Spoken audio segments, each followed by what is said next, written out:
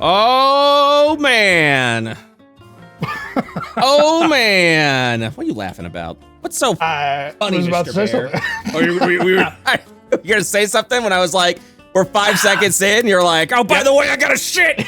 Correct. I was like going to throw out. Like, hey, wait a minute. Wait a minute. Hold on. What's up, everyone? Hey, how's it going? Hope you all are having a wonderful day today. Oh God, I gotta lower all that. Oh, hold on, we gotta do our video sync. For when sync. Well, for when I gotta when I decide to do like shorts and stuff like that of all the shit. Oh, yeah. So, that's actually what I was gonna ask about. Oh, what did people think of the faces? People seemed good with it, I guess. I mean, everything seemed positive. Everyone was complimenting your appearance and your mustache and how beautiful you are, and I ate a pepper, and that was pretty much all they had to say about me. So it's it's fine. It's what? No news is good news. That's what I'm going to accept right there. You know what? Honestly, if I sat there and it was like there were like no deriding comments about me, I'd be like, that's a win. That's where I was. That's where I was at. That's exactly where I was. I was like, you know what? Whatever, it's fine. I got nothing to prove. I'm just a white dude. It's fine. It's all good. I don't need to be that, but man, people were loving your mustache and how you and it's a very impressive mustache.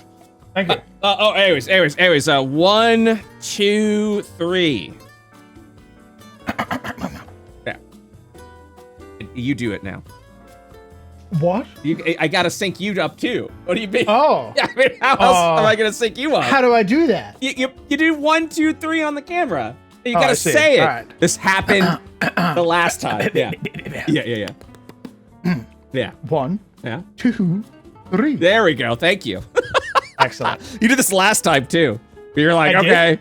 Yeah. You were like, all right. This is me doing 1, 2, 3 on the camera. I'm a genius.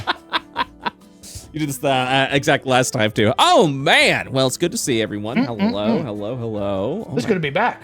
Good. It's good to be back. I should apologize. The reason we didn't have a dumpster dovers last week, I, in my hubris, as ordained by God, thought I could sleep off a headache. I could not. That headache got you. I slept through my alarm. It's okay, man. And I woke up like 50 minutes late. You were good. I remember I woke up like I was late for school. Yeah. Like, I woke up and I was like, the podcast! And I like scurried out of bed. That feeling never goes away. Like whatsoever. That feeling never goes away when you wake up and you're afraid you're late for something. Correct. That I like fumbled never for goes my away. phone. I lifted up my phone. The big bright like 1958 shined in my eyes, and I was like, the meme. Oh no! The meme. That's okay, man. It's all right. That week I don't think I did anything. I don't think I did anything that week. I think everything that could have happened got canceled. Oh yeah. Or got delayed in Japan. Short. Yep. Oh, we man. didn't do Japan. We didn't do I was doing not dumpster. I was doing Deadbeats, and that recording had to be cut short. And then the dumpster dwellers didn't happen. So I was definitely in that antsy mood of like, oh, I gotta fucking do something. Oh my god, it's hey man, it's all good. It happens. Don't sweat it. Don't even worry about it. I was gonna like stop you, and be like, oh yeah, don't worry about it, but I do have a headache right now, so I'm moving a bit slow today.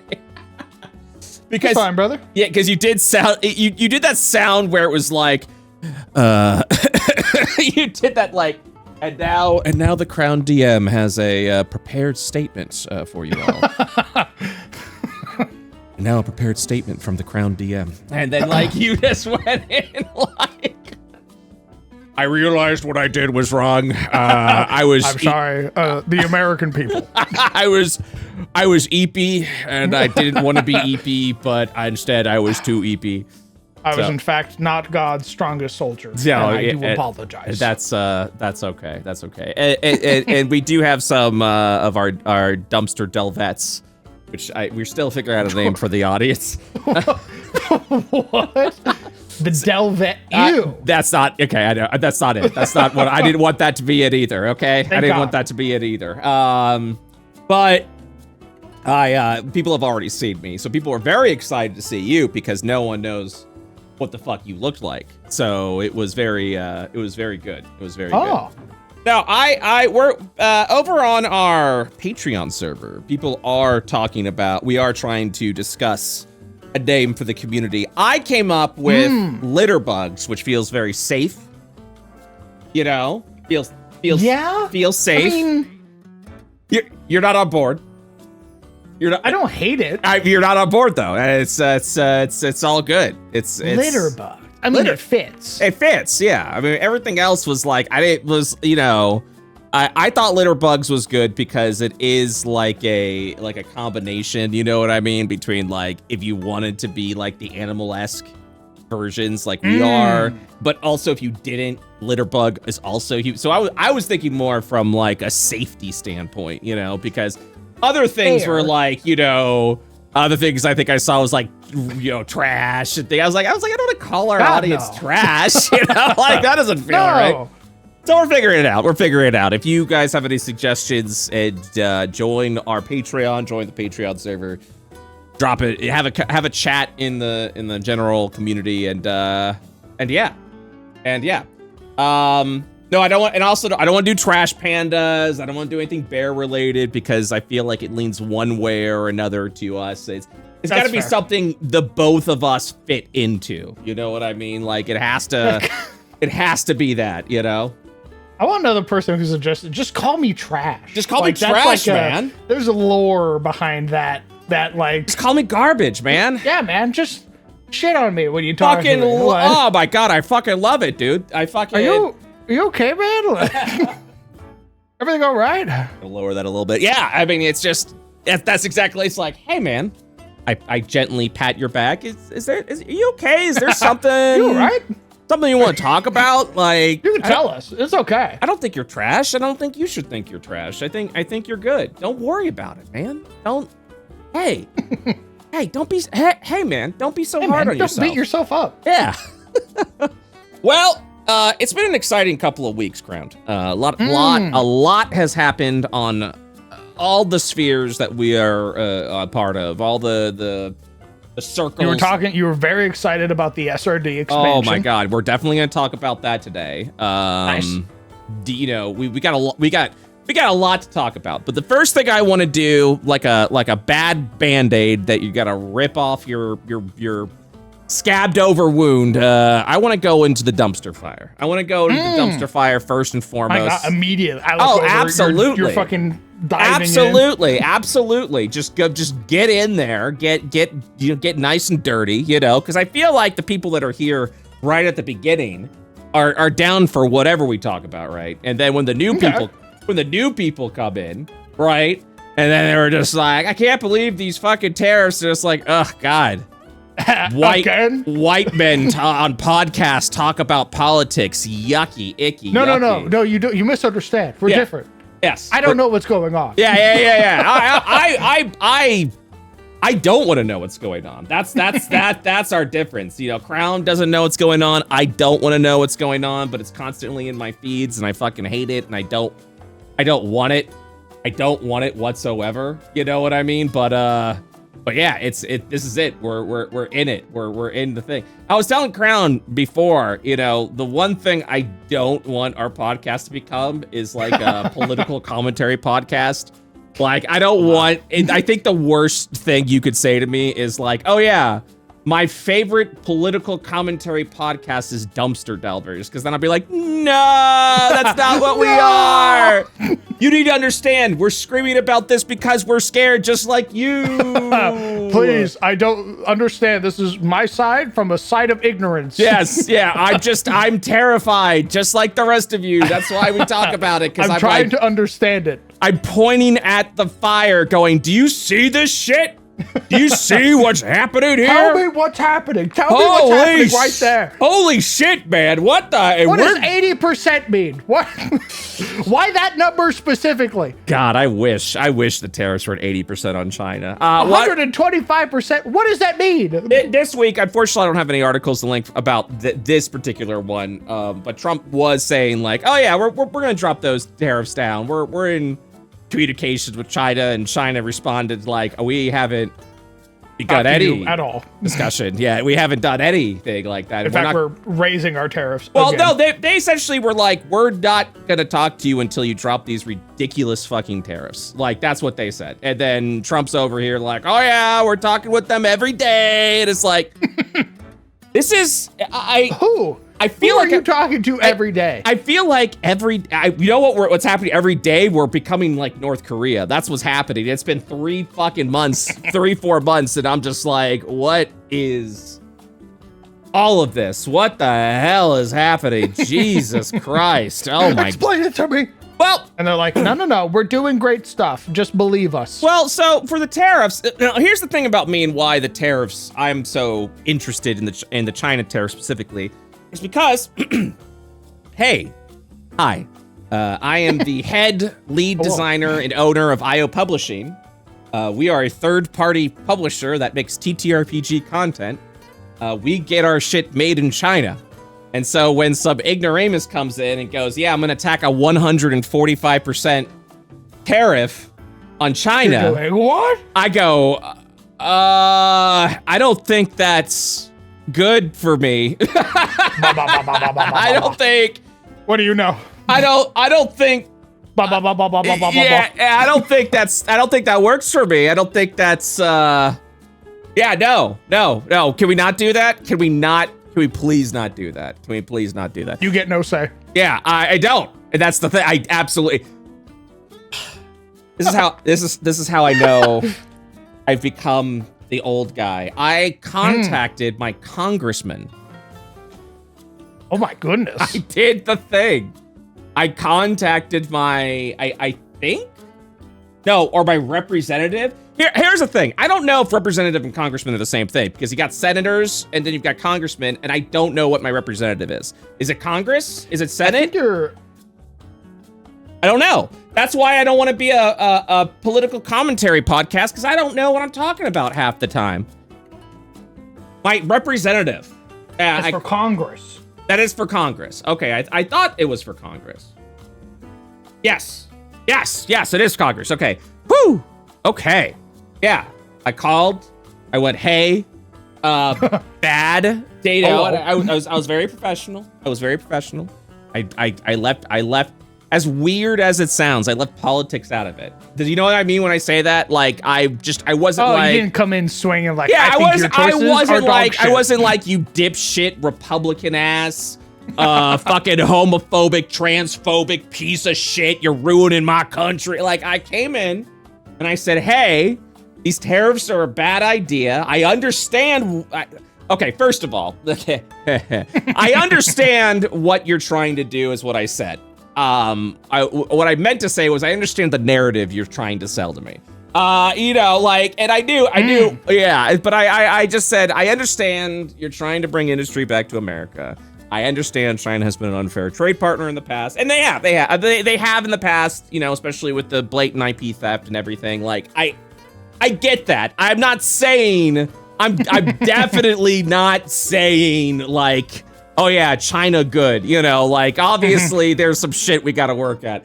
But this ain't it, dog. This ain't it. Here's the problem. Here's the wrong choice. Yeah. Well, here's the problem with that, right? Is because, yes, we definitely need to both come to the table and be like, hey, there's some shit you're doing that is not bueno, not good at all. I am not a fan. Not a fan of it, but also, a lot of things we get here in the States is made from China. And if you just rip that out, if you just go, that's not happening anymore, watch, or now, right now. You're like, well, what the fuck? Everyone's running around with their heads cut out trying to figure out what the fuck to do. And so when you're going like, yeah, well, you better get a factory here and build in America, you're like, Like now? It doesn't work. Yeah. It doesn't work. It's going to take me at least 3 years. It's not Sim City, motherfucker. We can't just shit out. I know generative AI is getting crazy, but I can't just generate a factory for you on a dime. Second of all, idiot. Again, this is what I say here, not on the phone call. Second of all, okay, dipshit, you want us to build a factory to do all the things you want? Okay. So what do we need to build the factory? Steel, lumber, some sort of construction equipment that we seem to get from other countries that aren't here in the United States that we've also tariffed the shit out of. I mean, you see where this doesn't work anymore. They're not going to want to hey man, don't know if you know this. If I tell you you owe me $5 and I say, hey, let's also go out to dinner you're paying, you're not coming to dinner with me. I'm just like, and here's why I think.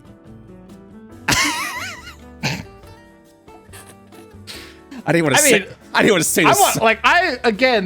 There was a quote. I forget what it was. Yeah. It was basically somebody talking about their grandfather who like looks at the news and is just like, can just choose to be like, I don't believe that. Yeah. Like just goes about their day completely fine, looks at the news and goes, not real. And then just walks away. And they are completely okay. I'm like, I would love nothing more than to look at something and just be like, I don't care. And then just meander on my way. No, let me be clear. First of all of this is our opinion piece, right? Obviously, this is opinions. I'm not reading off any news reports or anything like that. Disclaimer time. Yeah, disclaimer. Everything time. you are hearing is from two middle-aged white men. Yep. Who are these are opinions. Yep. These are not subjective facts. In fact, if you fact checked us, you would find many of the things we say are wrong. I don't think I'm wrong on this. That might be opinion. I don't think I'm wrong on this. Okay. Now, what I may be wrong everything about. I just said, I take it back. Yeah. Now, what I may be wrong as I put on my little tinfoil hat right now. I'm putting on the tinfoil hat. I don't think if I were conspiracy theorist, okay? Love this. This is good. Let's go off the deep end. I was thinking about this past week, and it makes sense to me. I don't think, first of all, I don't think Trump knows what he's doing. I don't think he cares that he knows what he's doing. I don't think he is making any policy, okay? What I mean to say by that is he just wants to be on the news. That's it. He just wants people talking about. That's all he's ever cared about. Good, bad, doesn't matter as long as people are talking about him. So he'll do whatever. He doesn't care what the side is. And here's why. Here's why I think. Because the Project 2025, which I don't know if anyone forgot about that. Like, there was a whole fucking manuscript of like what was going to be done when Trump became president by someone. I remember that. Yeah, by someone else who wrote the manuscript essentially and was going to go, all right, Mr. Trump, we're going to write. Now, here's the cool thing about you, President Trump. You don't have to do a damn thing. I'm very cool. I'm very cool. Go golf. Go do whatever the fuck you want. You know, if you want to make up policy, but secretly they're saying like, whatever, it doesn't fucking matter. You do whatever you want. And so he's like, I'm gonna do all these tariffs. Like, what? Whatever. Just do you, Trumpy. You know, you do all your news reports. You do all the shit. We're gonna go ahead and write all this policy. All we need you to do is sign it. That's it. Just say yes. Here's a bunch of executive orders. Just sign it. That's all we need you to do. And you can do whatever the fuck you want. It doesn't matter. We don't care. We're going to praise you. We're going to say, good Trump. Good Mr. President. He's like, I am a good president. It's like, good Mr. President. That's it. And so because make the best policies. I mean, because that's what it feels like to me. It feels like everyone that is in the like White House stuff. Oh yeah, they're all like yes men. They're all hype men. And that's the thing, right? Is like they're hype men, but I don't they're like, what? Yes, of course. They're making him seem like the god of America so that people will revere him as the god of America, so that he continues to get this following, so that all this nasty shit that's going on behind the scenes with all the executive orders that have undone everything, that's like, you know, dismantling the Department of Education, fucking getting rid of the National Suicide Hotline. What the fuck? Like, I don't believe in mental illness. Why would why would you get rid of that? Like, I don't believe in mental illness. Why the fuck would you get rid of that? Well, it's not real. I mean, that's what I'm saying. Like, what in some fucking weird ass optics, why would you think that would have any appearance? It doesn't matter, because you're like, whatever, we're just gonna get all this shit done. So that's my tinfoil hat. That's my tinfoil hat there, that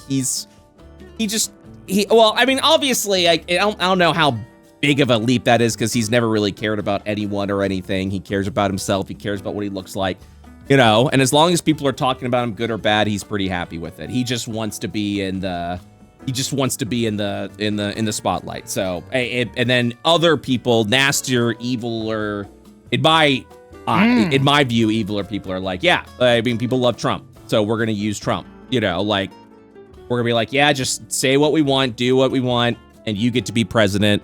And at the end of all this, you know, you get to exonerate yourself from all the felonies you did, and then you're good. You're you know, you can die a happy rich man. You're A-okay, yeah, brother. I mean, that sounds like if I was a piece of shit with no moral center, you know, and I didn't care about anyone or anything, and I was just an absolute sociopathic psychopath, and you came to me and said, hey, look, we are interested in getting some policy push that we've been trying to push for a long time.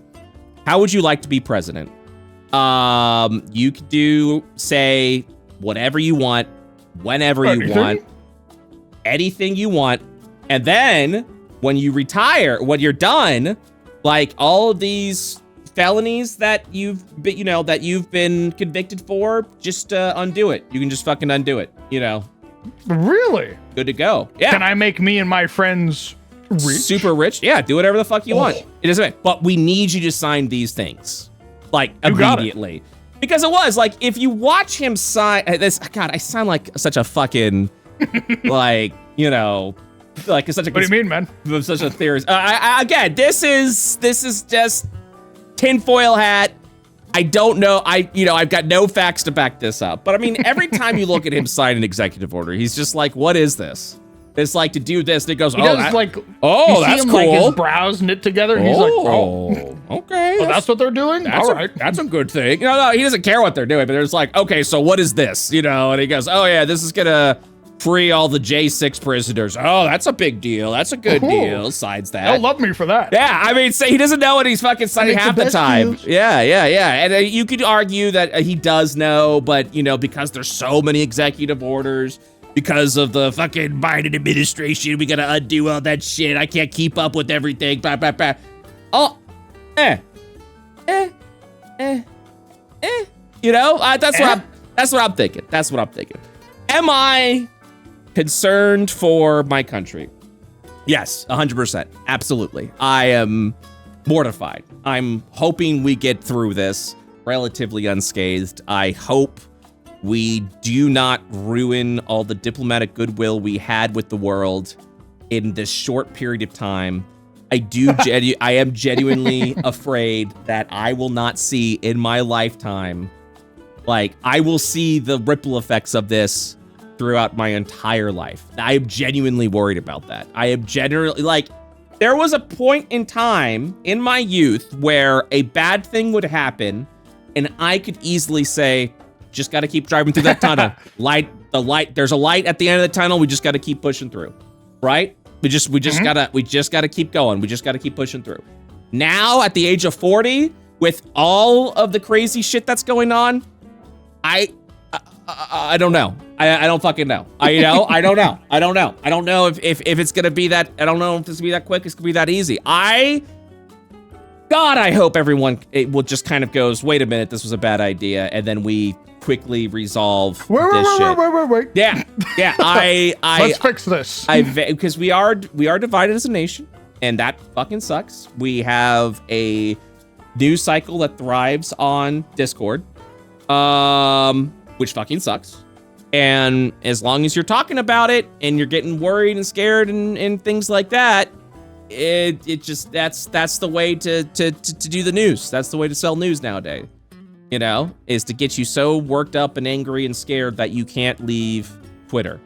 You can't leave I have never been a news guy until 2016 when Trump got elected. True, honestly. But how fucked is that? My dad said it best. Politics shouldn't be something you talk about. It should just be something that happens in the background. You're just happy the roads are there. You're happy you've got water and shit like that, and you're just doing your own thing, right? You just do your own thing. You push. You just live your life. That is what politics should be. Politics should be something in the background where you're just like yawn, boring, just a bunch of old men and women talking about whatever. Yeah, I couldn't even be bothered with it. That is what it should be. That is what politics should return to. And I hope generally one day that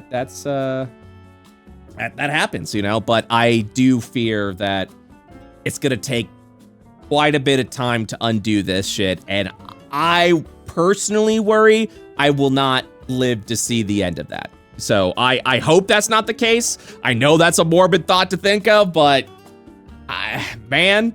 I don't think it's very pessimistic. It is pessimistic. It is pessimistic, and I don't like it. And I've always been optimistic with these things, but now that I've seen this man reelected for a second term, after all the shit he did the first term, and people were just kind of like, yeah, but groceries are pretty expensive, and he said he's gonna do it. I'm like, but he lied a bunch that the first time. Don't you remember when he did that? And they're like, he gets a do-over because of COVID. And you're like, what does that mean? What do you mean he gets a do? What does that mean? That was at the end of all that shit. What do you talk? What? I think you're just making stuff up, man. That's if I'm being completely honest, dude. When he won the second time, I wasn't even surprised anymore. I was just like, of course he was. Does that make any sense to me? Of course it doesn't. I mean, that essentially was the reaction from everyone. The first time he won, we were all like, holy shit! I can't believe. Wow. I can't believe we're about to say Donald Trump, famed actor and star of The Apprentice, is our president now. The one that bankrupted all his casinos and has never had a successful fucking business in his life. The only successful business he's had is Trump, which in itself is very impressive. Agreed. Look, give credit where credit is due. I don't know how you could be such a massive fuck up and failure and have the fucking popularity and reverence that you have. I don't like. There is something to be said about like the power of charisma. I know it sounds weird. Man's got riz. He's got to have it. Yeah, he's got charisma. On paper, he doesn't. Okay, hold on. I got something for you. There was a Time interview about the first 100 days of Trump, and it was a transcript of that interview, and it sounds like fucking mad rambling. It's so fucking insane. Like, if it wasn't Trump saying this and anyone else was saying this, you would be like, okay, that guy, something's up with that guy. Something's wrong with that guy. I hope he gets the help that he needs. That genuinely. Something is very wrong with that man in that room. Let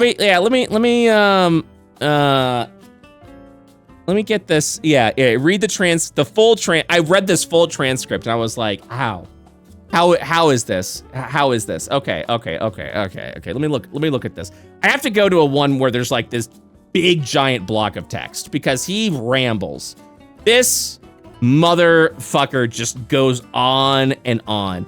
Okay. Here we go. I got a couple. I'm not gonna read it in a. Okay, this is what makes it so. This is what kind of makes it funny for me. Okay, I'm not gonna read it in the stereotypical. I'm the greatest president. I'm just gonna read it in my normal tone. Okay. All right. And you tell me how it sounds to you. Okay. You tell Sounds me great. if this was me telling you this. We're sitting down. We're across from one another. Uh-huh. It's like a late night sort of like sat out at the patio. We have drinks in our hands, and you start talking, and I'm listening. Yeah. Here's Pop off, King. I'm ready. Okay, first of all, this one's not as funny. It's funny just the facts of like this man clearly doesn't know what he's talking about. One of the things he talks about is about, we are talking about tariffs. We're going with tariffs. Let's see here. Your trade advisor, why so?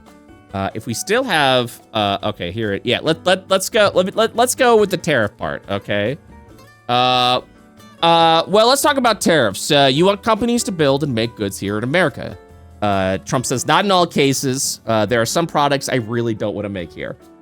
And then the reporter goes like t-shirts. And then Trump goes, I can give you a list because I actually have a list. But if you want, I could give it to you. Then it goes, okay, well, I mean, the question is how can CEOs make long-term plans and investments if our tariff policy can change from day to day and still remain so uncertain? He responds, how can they make long-term investments? I'll turn it around. How can they make long-term investments if our country is losing $2 trillion a year on trade? Which is, again, not true. That's not how trade works. So, okay. Will you consider, okay, so he interrupts all the time. The interviewer goes, will you consider giving exceptions? He interrupts and goes, no, wait, just so you understand, how can we sustain and how is it sustainable that our country lost almost $2 trillion on trade in Biden years in this last year? That's not, when you talk about a company, I had the head of Walmart yesterday right in that seat. I had the head of Walmart. I had the head it sounds like a fucking lunatic. What does that mean? I'm saying it. I can't even keep a fucking straight face. Let me try this again. No, wait, just so you understand. How can we sustain and how is it sustainable that our country lost almost $2 trillion on trade in Biden years in this last year? That's not, when you talk about a company, I had the head of Walmart yesterday right in that seat. I had the head of Walmart. I had the head of Home Depot and the head of Target in my office. And I'll tell you what they think. They think what I'm doing is exactly right. The interviewer goes, well, the CEOs of small businesses, me, are saying they may not be able to last another 2 months with the current regime in place. I will say personally, the reason why I'm not worried is because we've got on the IO side, we've got a great support base. We've got YouTube monetization. We've got lots of subscriber members on YouTube, paid members on YouTube. We've got Patreon. A lot of continuous support on Patreon. We've got Twitch. We've got Twitch subscriptions. So while I'm building books and we got the sales, the continuous sales, the daily sales we get for Why Slay Dragons. So, nice. Obviously I'm trying to figure out the best avenue of how we're going to get these books made and shipped to us. But I am not, I'm happy to say I'm not one of those people because we have so many avenues where our community has supported what we do and we can build what we do that I can kind of like pause for a second. People I do feel about, fucking that, what was that Gloom? What's the Gloom Hollow? Gloom Hollow board game? That's been like I guess in some sort of, and I might be misinformed, some sort of like Kickstarter limbo forever now. Like I think they've been just working really hard on their their board game. And I think they were about to wrap up. And what happened was I think it got made. But now it's sitting in a warehouse in China because if they were to ship it under these tariffs, they were gonna have to spend like an extra $1.5 million just to get it in the States. So they're just kind of like, we don't know what to do. It's like $1.5 million in tariffs. You're just Jesus. Well, it's when you put 140% on a fucking tariff, you know what I mean? It's gonna fucking cost some money. So they got $1.5 million that they have to spend to get this. So they're kind of everyone's kind of waiting and seeing. You know, and I'm kind of doing the same. Like, I would not get something produced right now. I would kind of wait and see for you're Trump. kind of like shooting yourself in the foot doing that. Well, so here's the thing is, and that's why that's the big issue here, right? Is because when you go, all right, in 3 days' time, China now is 140% tariff. You go, we are finishing up production on this game that we were going to ship over here, and now I gotta pay a 140% tax on that? Like, holy shit. You know what I mean? Like, that essentially feels to me like, you know, I gotta pay I pay for manufacturing. Okay. Now I pay for the manufacturing again and an additional 40% added onto that. That is insane. That's so fucking crazy. Yes. So that is quite I look at my wallet, it's bleeding. I know, I'm sorry. Here's the best way to look at it. Here's the best way to fucking look at it, okay? You go to McDonald's. You get yourself a quarter pounder meal with cheese, okay? It costs probably like $10 now. I know I'm making that up, but that might be what it is because of how expensive fast food has gotten. 14? 14. Shut the fuck up. $14. That is not. You're wrong. You're fucking wrong, dude. There's no way a quarter pounder with cheese value meal costs $14. Are you I'm fairly certain. I gotta look that up. This is also what happens when we have a podcast with someone who has ADHD. I am jumping on topic standard with this. Quarter pounder with cheese value meal price. I gotta look this up. Okay, quarter pound cheese meal for me is $8.95. But that might be outdated. Yeah, you look it up. It might be, yeah. Can't believe the Chinese import tariffs on a fucking meal, dude. It definitely depends on the location. That a meal or the burger alone? The meal. The meal. Yes. $13.69. Ooh. Okay. Wait, is that DoorDash? Is that DoorDash or Uber Eats? Hold on. I don't look up McDonald's specifically. Yeah, I'm not obviously I'm not like being like, you fucking liar. It's just, that's so insane to me. Yeah, apparently people are also saying like $11, $12. So yeah, you're I'm gonna say yes. Okay, all right. So let's say let's go with $12. Okay. Okay. So $12 for a meal. That's like saying I'm gonna get quarter pounder cheese. They go, that's $12 plus tax, which is also $12. And we're also, you know, like, even that's ridiculous. If you're like, yeah, this $12 meal is now $24. You know, like, because of the taxes we applied onto it. 12 times. Never eating that again. Yeah. I mean, 12 times 2 times 1.4. Yeah, that'd be like, oh, 12. Yeah, it's $33. It's a $33 meal. Enjoy.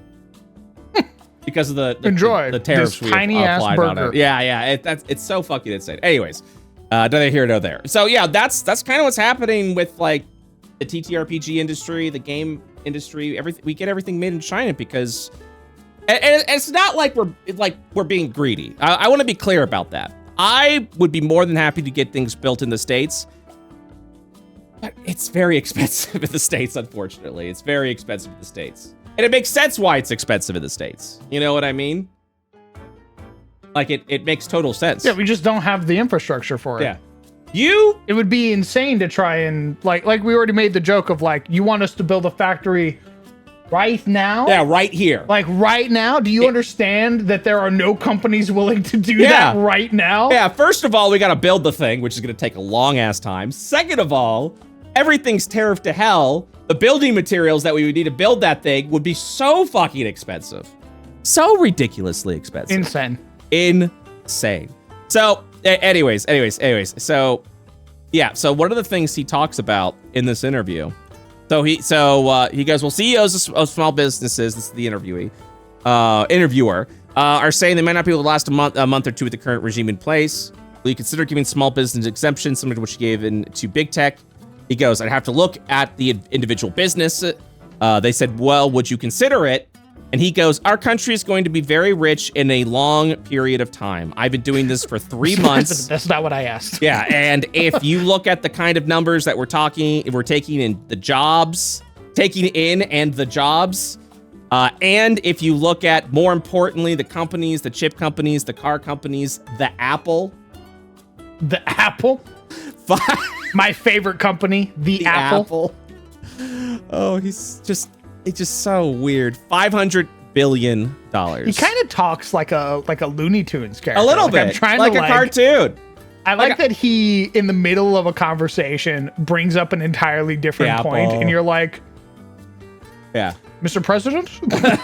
Apple is investing $500 billion in building plants. They never invest in this country. Small businesses, so the interviewer goes back, small businesses are worried that you're treating the Apples of the world better than you're treating them. And he goes, no, I'm treating small businesses. Small businesses will be a bigger beneficiary of what I'm doing than the large businesses. There were two thens there. Than the large businesses. But everyone's going to benefit. The interviewer then goes, if we still have high tariffs, whether it's 20, 30, or 50% on foreign imports a year from now, would you consider that a victory? He goes, total victory. They go, I love his, you know what? I love his confidence. Again, I wish I had, I aspire for the confidence to just say whatever I want. When you don't care that you're lying through your teeth, you can have all the confidence in the world. If you, here's where the confidence comes from. I don't care that I'm lying right now, but the scary part is, I don't care if you find out I'm lying. I genuinely do not I don't care. Shit. I don't care that I'm lying, and I don't care when you find out that I lied about this, like, later on. I don't care. Like, it's so easy to be confident. What are you gonna do about it, pussy? Yeah, that's it. That's it. It doesn't matter at that point. It doesn't matter. If you don't care that you're lying from, like, a human standpoint, and if you don't care when someone calls you out, it goes, hey, man, you lied, and here's how I do it. There's two ways you can approach that. And Trump has done them both. Trump has done them both. You can either call that, you can either say, I never said that. I never said that, which he's done, even though clearly you can see he does. And he goes, I never said that. Another lie. Where are you getting that information from? Mr. President, you said it. Mr. President, we have the recording of you saying it. Yeah. He goes, I never said that. Another lie. So he, again, you don't care about that you're lying, so you bake it with another lie and it doesn't fucking matter. Or you go, yeah, I was exaggerating when I said that. Which he does. Boom. Boo. Holy. Insta-clear. There's any conversation. There's one part in this interview where they said, Mr. President, you said you were going to take care of Ukraine day one. He responds with, that was an exaggeration. I was on the campaign trail. Of course I was going to say that. Of course I said it. Of course I said it. I was campaigning. And then you're just looking around. I didn't mean it. What are you, an idiot? Motherfucker, you're looking around at that point. You're just going, what the? Mr. President? And we are so exhausted with it all. The interviewer just kind of goes, who cares? All right, next question. Yeah, I mean, what are you going to do? You can't. We all. Yeah, I can't, I'm not going to sit here and debate you for the next 40 minutes. That's the scary. I'm going to lose that argument. That is one of the scariest parts of all this, is that he's constantly deceiving and lying to people. People know they're being deceived and lied to, and we are so exhausted. What are we going to do about it? That's what it is. That's what it ultimately comes down to. We're all just kind of sitting there being like, they're like, yeah, I have no power to stop this thing that is happening. So, oh my God, Trump's a liar. Big shocker. Like, we know it. We've been living through for 12 fucking years at this, going on 12 years at this point. We were dealing with this before his first campaign, his first presidency, between the first and second presidency during the Biden administration. The entire time he was screaming at the news. Yeah. Well, we also paraded him around all the courts. He had to like, he was under, like, he was going to court for like multiple different things. So that was, so of course the news kept reporting on it because why, what else will they talk about? Trump indicted for the 455th. Yeah, what else are they gonna fucking talk about at that point? And then the campaign again, and then here we are. We've been talking about this, man, for so fucking long. And this is what he wants. Just keep talking. This is what he wants, and I'm adding to the problem. That's what it is. It's an end. It's a doom spiral, man. A loop is crazy. I mean, so go for it. Yeah. The issue. Yeah. Go for it. What else can we really talk about? Is the thing. Like we could completely ignore politics altogether. There are a lot of people who just go, they look at their feed, they see something vaguely political on it, and they just scroll past. And they're like, fuck it. God love you. I have no, like, yeah, God take the wheel. Like, oh man. If you can do that, I envy you. I want to do that. I want to not care. I would love to be able to scroll past some, like, Trump in recent interviews says ICE agents can come into your home and just fucking kill you. And I go, oh, well, now I have to read it. And I open up the thing and I start scrolling to the bottom to see what everybo's saying. Yeah. I wish I could just see something like that and be like, whatever. And then I can keep scrolling.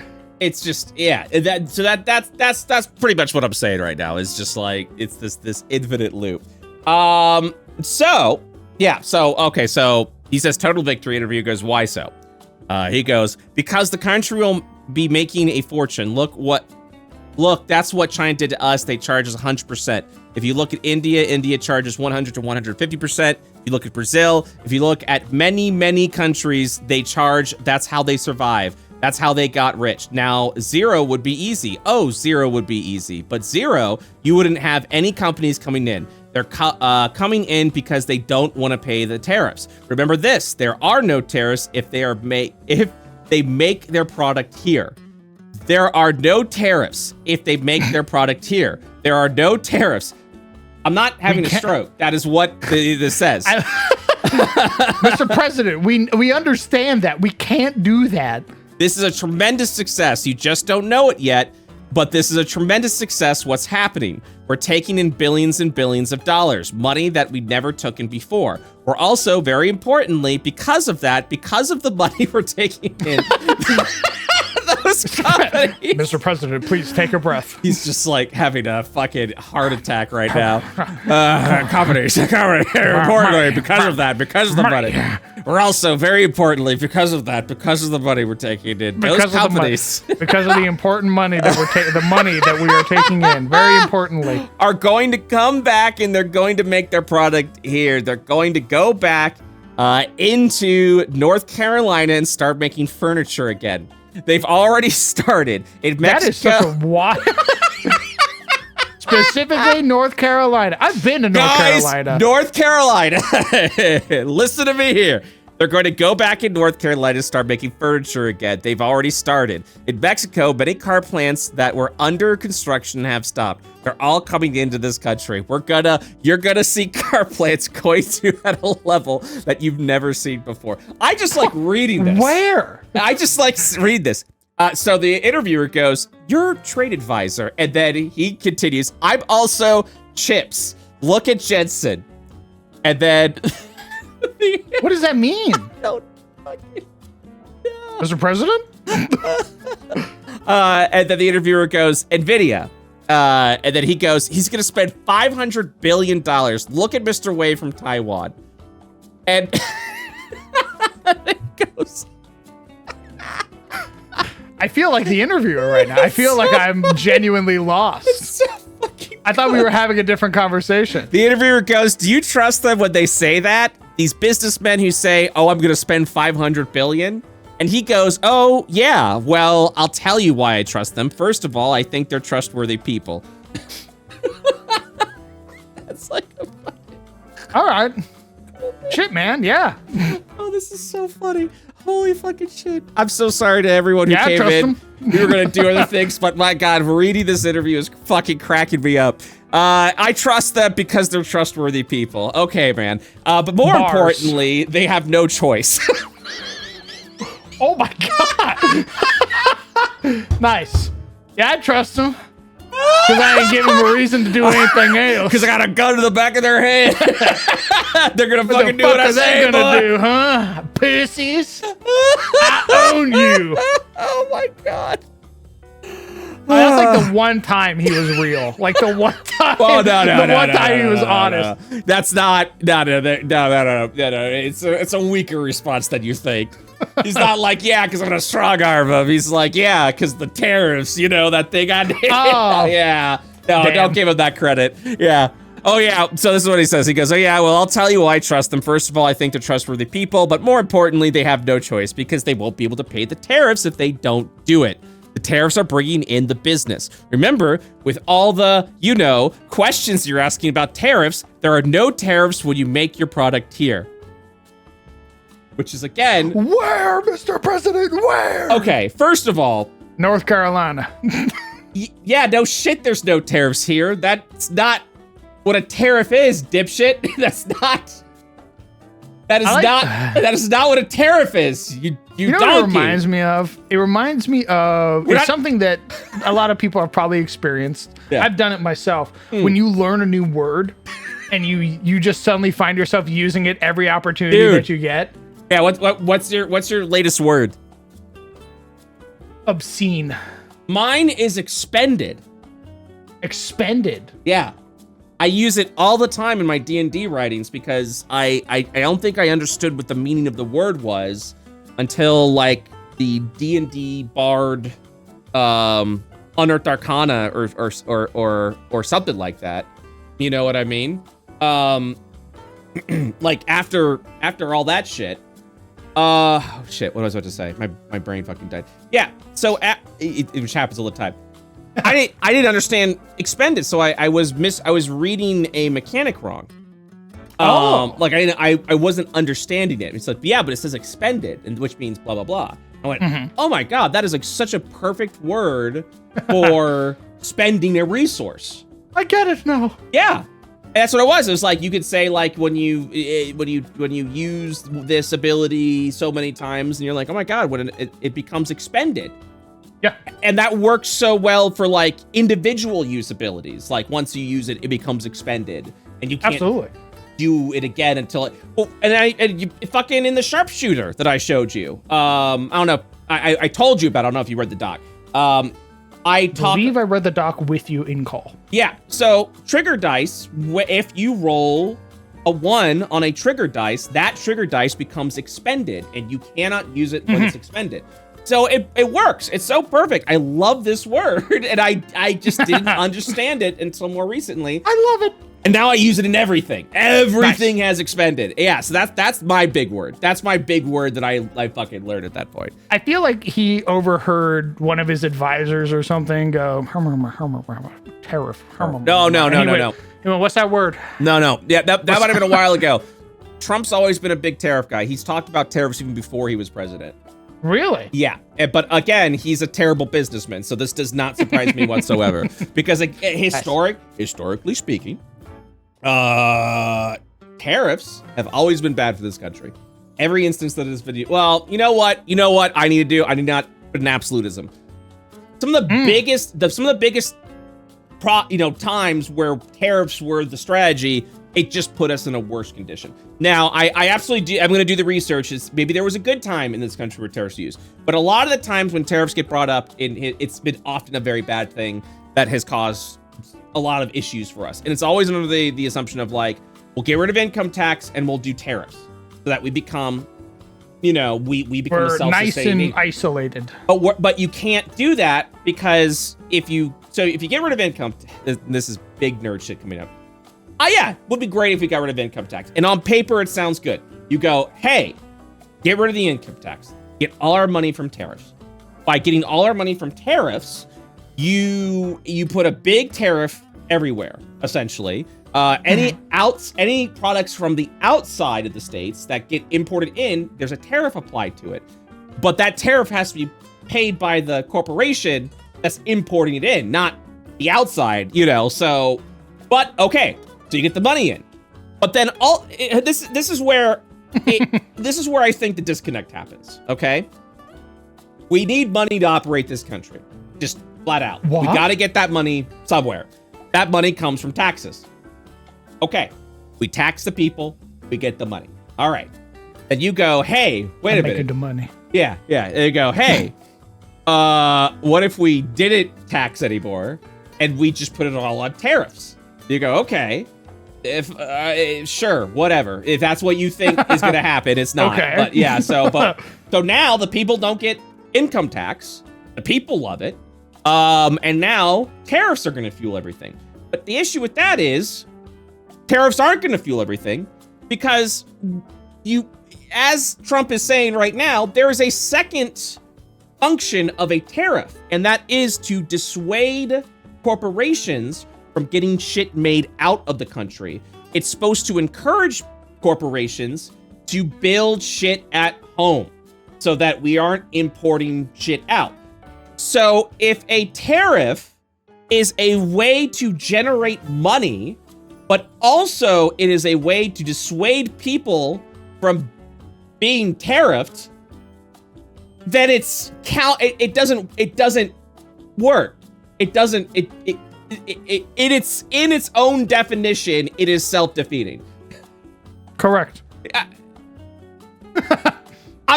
I'm not a smart man.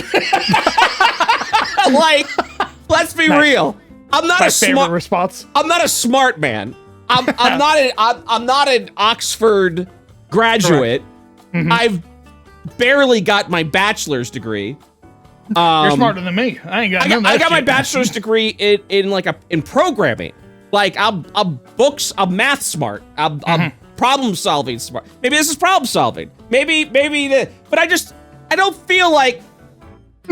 I feel like something's. Unless I'm missing something, right? If you're telling me tariffs are what we're going to use to generate revenue for the country, so we can pay all the things that taxes we're supposed to pay for, but also tariffs are a punishment for getting shit made outside of the country, so build everything in here. But you don't have, the infrastructure to support it. This is some hippie logic here, but stick with me. So, if we circle around to taxes, right? Mm-hmm. I was about to say, like, if I told you, hey, you have to pay taxes, but if you do this, you don't have to pay taxes.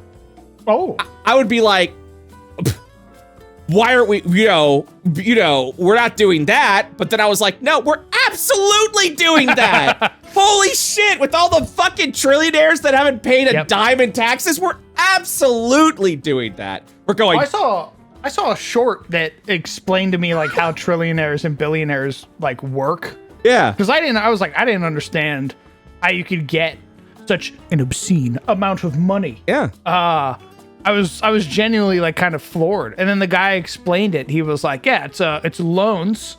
Mm-hmm. And then I put your wealth. Yeah, against the things that I own. Yep. And it's usually companies that I own. Yeah.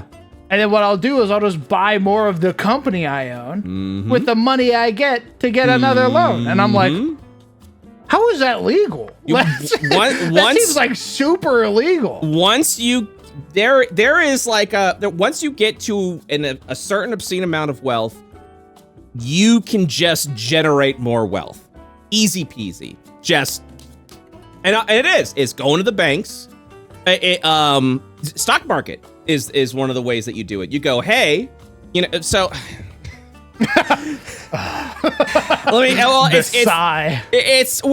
because there's a lot that goes there's a lot that goes in the stock market. There's a lot of things you can do in the stock market, and I do not have the patience to do it. Is the key thing.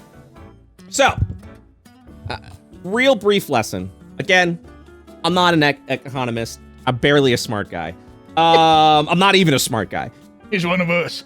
If you invest in the stock market. Let's say you invest $100,000 in the stock market. You get 6 stocks. You have 100 grand in the stock market. And then the year goes by. You did pretty good for yourself. Those stocks that you bought for 100K are now worth 150K. You got $150,000. That's a net profit $50,000. Hot fucking damn. Let's go. Yeah, no. So you go, I'm cashing out like you would a casino. You go, hey, I put a quarter. I came in with $1,000. I put a quarter in the slot. I won the jackpot. I left with $3,000. Cash me out. I'm out. You know, okay. It's not that easy in the stock market. If you cash out on the above, you know, you made a profit, you have to pay a capital gains tax.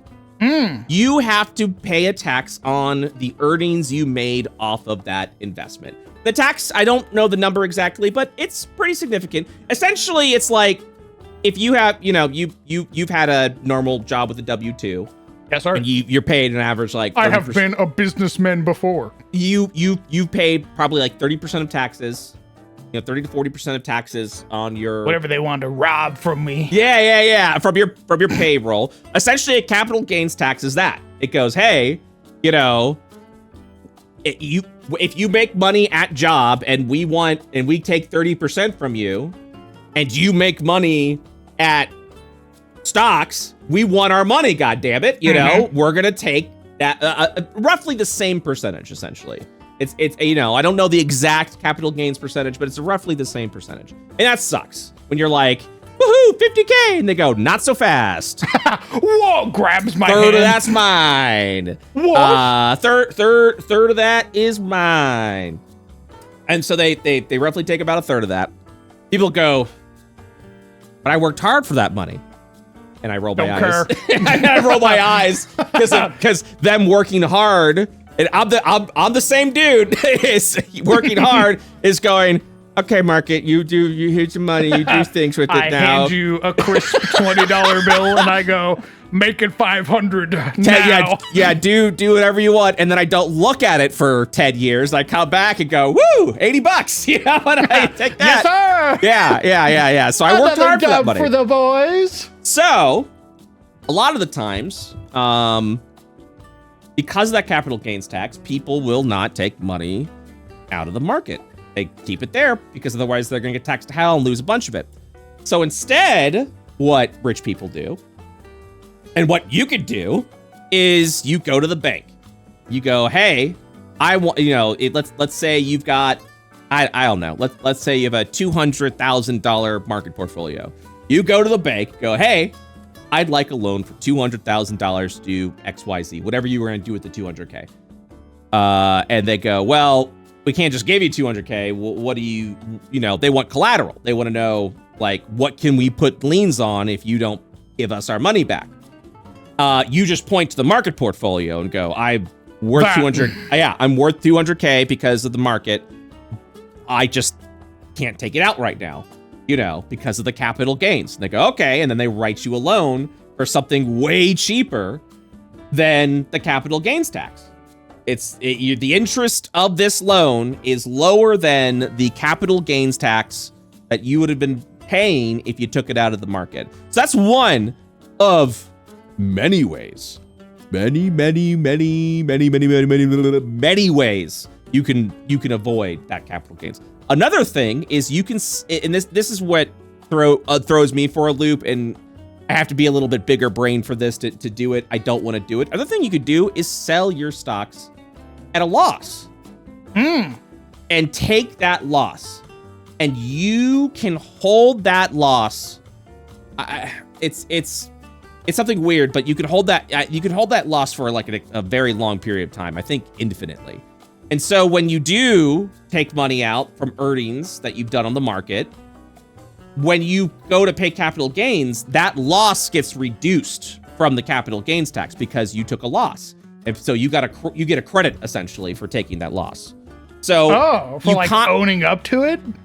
No. So if you sell at a loss, so let's say I put in $100,000 in stocks and it goes down to 75K and they all go down equally and I sell it I'm selling at a 25K loss. I can hold on to that loss. So if I go back into the market and then I make $150,000, $200,000 off of another 100K bet, it is a bet, and I make $100,000 in profit, and I sell, they go, your capital gains is this.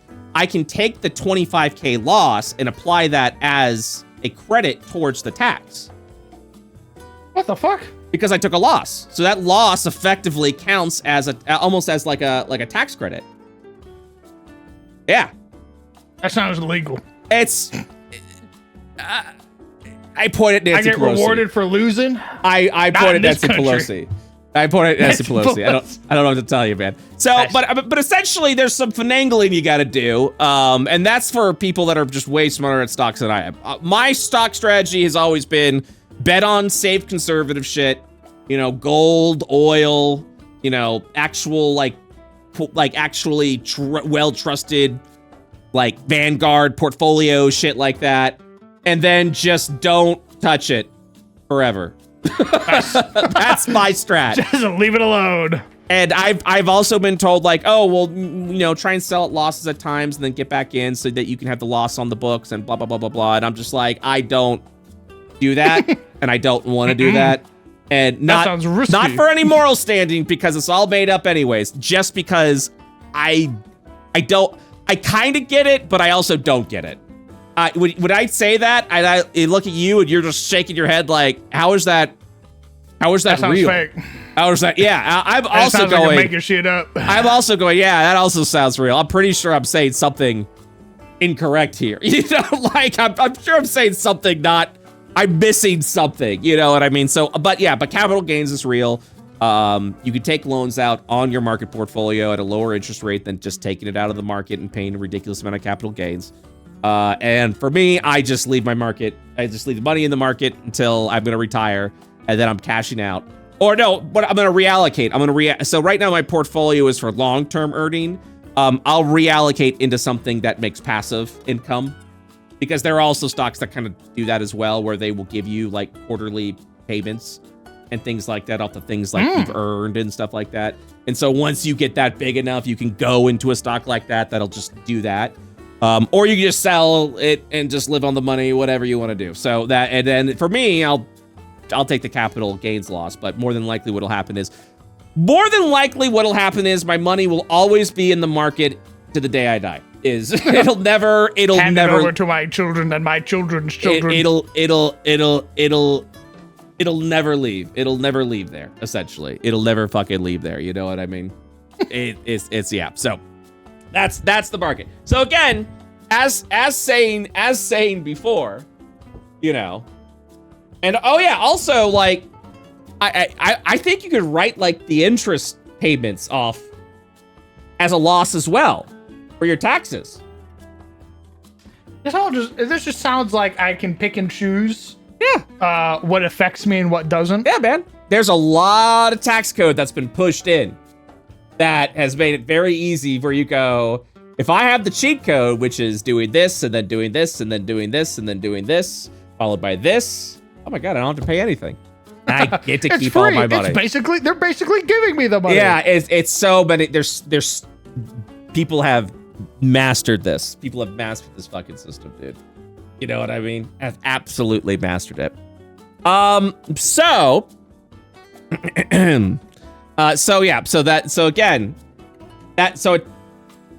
if we keep talking about like, let's remove income tax and then go to a tariff-based system, the only ones that'll thrive on that is the super mega rich, the ones that can afford the tariffs. The people already thriving. Because anyone else, it'll knock them out of business. And that concerns me as well. That's also another wild tinfoil hat theory where they're essentially trying to destroy the middle class because I have heard that. I have heard that is like a thing that's been touted before. Well, the thing for me is like, what would the benefit of that be? There has to be a benefit. You don't do it just because you're evil. There has to be a benefit. There has to be. And essentially it is. It's just like, well, people are touting birth rates are down. And the only ones that are freaking out about that are the super mega rich. that's kind of concerning as well. When you're like, guys, we need to get the birth rate up. Why? Why do we need to get the birth rate up? Who's gonna do all of our minimum wage jobs? The only times I hear about people concerned about the birth rate is the mega rich, is Elon Musk, is like, we need to, you know, you got Trump saying they'll give a $5,000 tax credit to new mothers to try to essentially pay people to have babies. Please, dear God, just fuck. I'm begging you. To me, I'm just like, why do you? Maybe because you need your consumers. Maybe it's because you need your factory workers. You need to deal with the distractions. You know, you need to buy my products.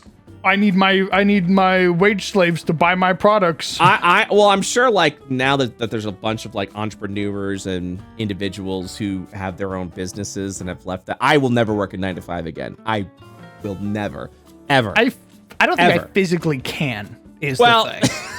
I can't. I think I would quite literally die. Like, well, okay, that's fair.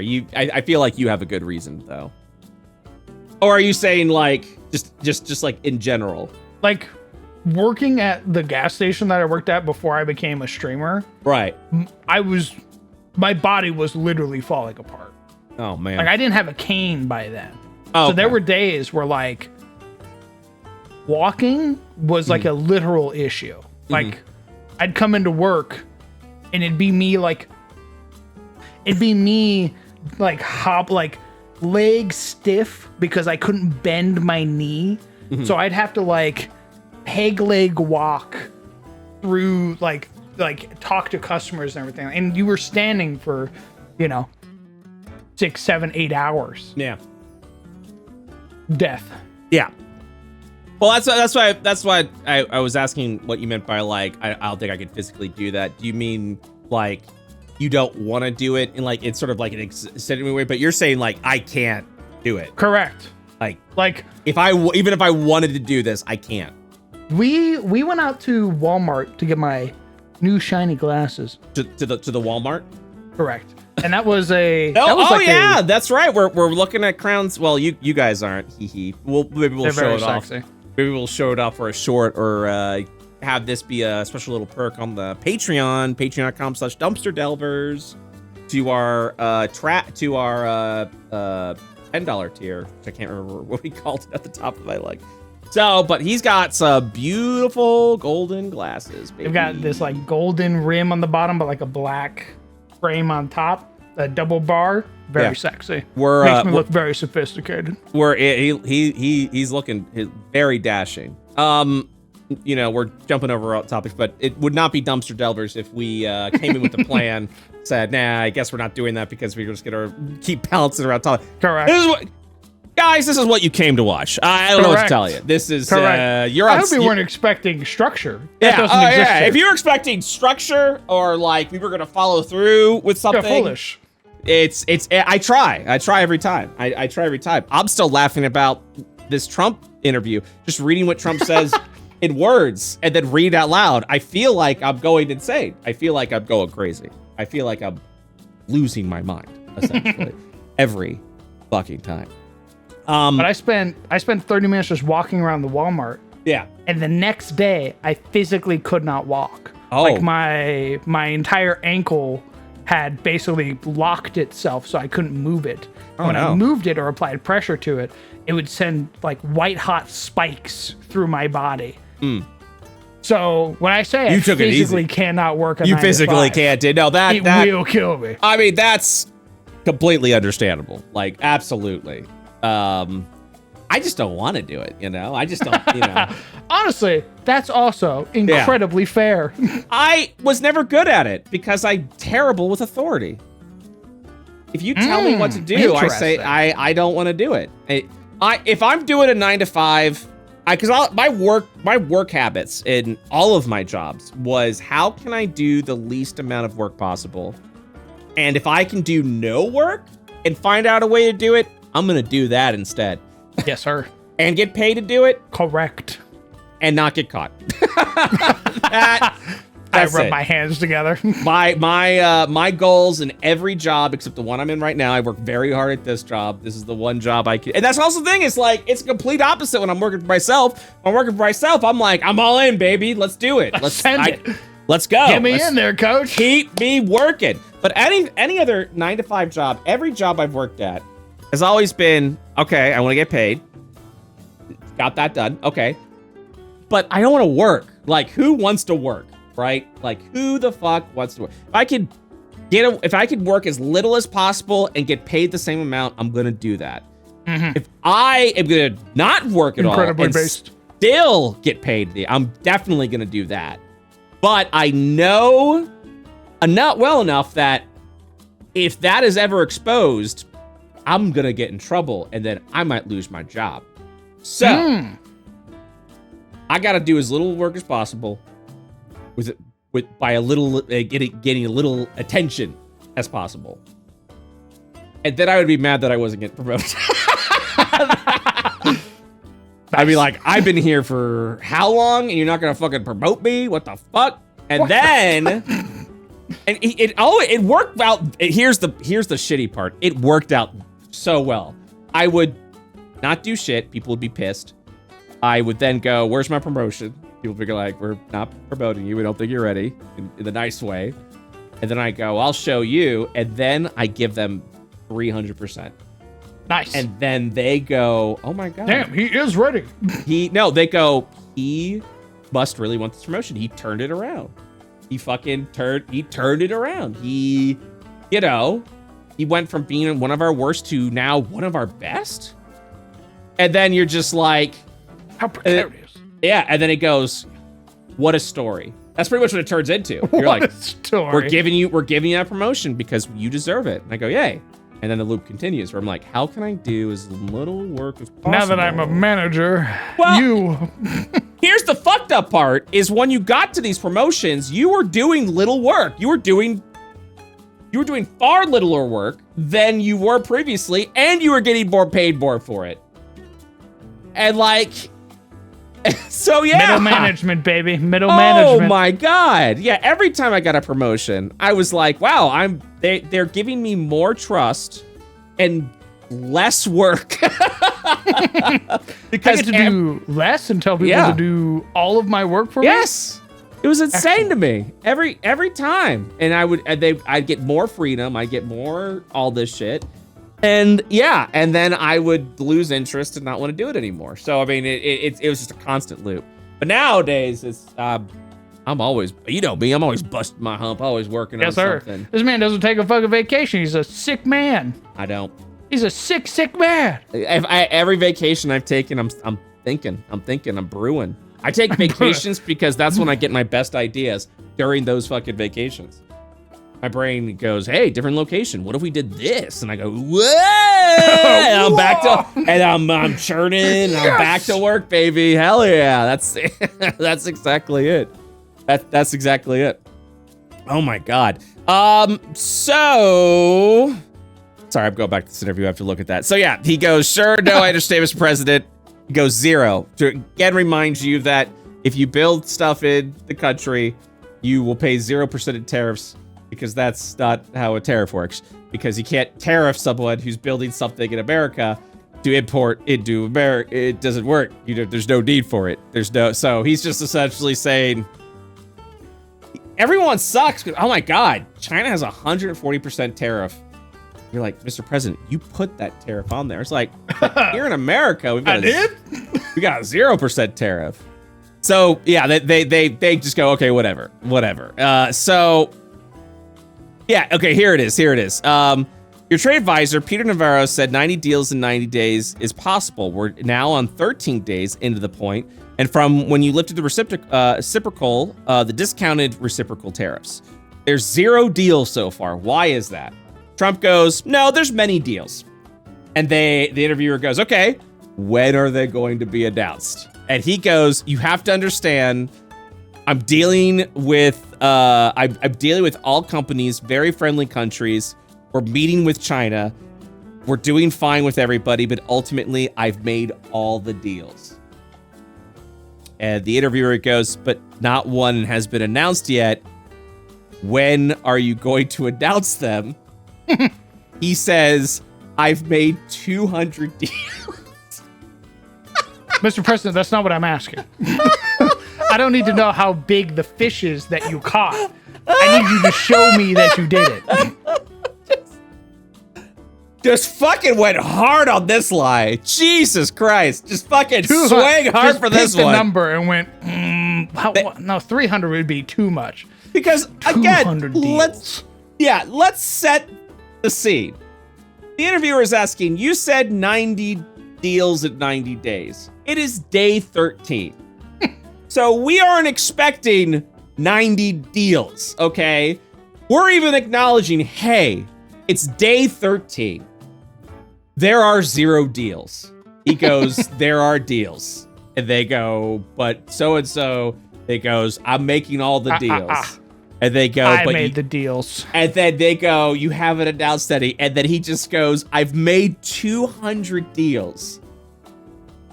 Like, just woo-hoo-hoo-hoo. God damn. I have absolutely destroyed all expectations set before me. Hey, how much money do you have in your banking account? I have $11 bajillion in my I don't think that's possible. How much, Mr. President? I don't think that's possible. I think that's a lie, if I'm being Day honest. 13, I've made 200 deals. With who? So even the interviewer has to be like, you've made... Just so I'm completely understanding this, Mr. President. You've made 200 deals. He says 100%. He's just nodding to himself, a very proud smile on his face. Oh, fuck! It's like, oh. Reading this interview out loud is gold to me. Now that I'm reading it out loud, the words are leaving my lips. I'm going, this shit is insane. And correct. Like I said, anyone else saying that, when Trump says it, we go, okay, whatever. But I'm telling you, I've made 200 deals. You're going, can't possibly be correct at all, like 100%. But is your deal just going, yeah, it's done, and then I leave? Like, so the interviewer, rightfully so, asks, can you share with whom? Because again, he's just claimed he's made 200 deals. Correct. Just one. Just give me one. Just name. Just Mr. President, for $1, name a woman. Just name one. Name one. So he goes, can you share with who? This is a giant ass. I think this is mostly. Okay, no. Yeah. I thought this was a giant run-on sentence. This is a big paragraph. Here we go. Trump says, because the deal is a deal that I choose, view it differently. We are a department store and we set the price. I meet with the companies and then I set a fair price, what I consider to be a fair price, and they can pay it, or they don't have to pay it. They don't have to do business with the United States, but I set a tariff on countries. Some have been horrible to us. Some have been okay. Nobody's been great. Nobody's been great. Everybody took advantage of us. What I'm doing is I will at a certain point. You can't laugh, dude. I can't. Mr. President, you sound so concerned that I'm being ripped off. For a half a second, I believed you with how you sound so. Dude. You sound so sympathetic, so empathetic to the American people. Dude, I was 40% through that paragraph. I wasn't anywhere close to being done. Okay, I wasn't even fucking close. Okay, I'm gonna start this again. I gotta get through this with as straight of a face as possible because I feel like that's the best impact. Is if you just back to back. Because the deal is a deal that I choose. View it differently. We are a department store and we set the price. I meet with the companies and then I set a fair price, what I consider to be a fair price, and they can pay it, or they don't have to pay it. They don't have to do business with the United States, but I set a tariff on countries. Some have been horrible to us. Some have been okay. Nobody's been great. Nobody's been great. everybody took advantage of us. What I'm doing is I will, at a certain point in the not too distant future, I will set a fair price of tariffs for different countries. These are countries, some of them have made hundreds of billions of dollars, and some of them have made just a lot of money. Very few of them have made nothing because the United States was being ripped off by almost every country in the world, in the entire world. So I will set a price. And when I set the price, and I will set it fairly according to the statistics and according to everything else. For instance, do they have the VAT system in play? Do they charge us tariffs? How much are they charging us? How much have they been charging us? I'm sorry, I said that twice. How much are they charging us? How much have they been charging us? I need to know how much they're charging us right now. Many different factors, right? How are we being treated by that country? And then I will set a tariff. Are we paying for their military? You know, as an example, we have Korea. We pay billions of dollars for their military. Japan, billions of those, and others. But that, I'm going to keep us a separate item, the paying of the military. Germany, we have 50,000 soldiers.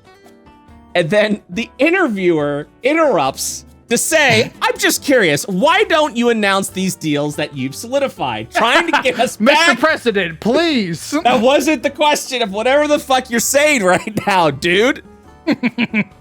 He says, I would say over the next 3 to 4 weeks, and we're finished, by the way. Interviewer says, you're finished. And he says, we'll be finished. And then they say, oh, you'll be finished in 3 to 4 weeks. He says, I'll be finished. Now, some countries may come back and ask for adjustment, and I'll consider that, but I'll basically be, with great knowledge, setting ready.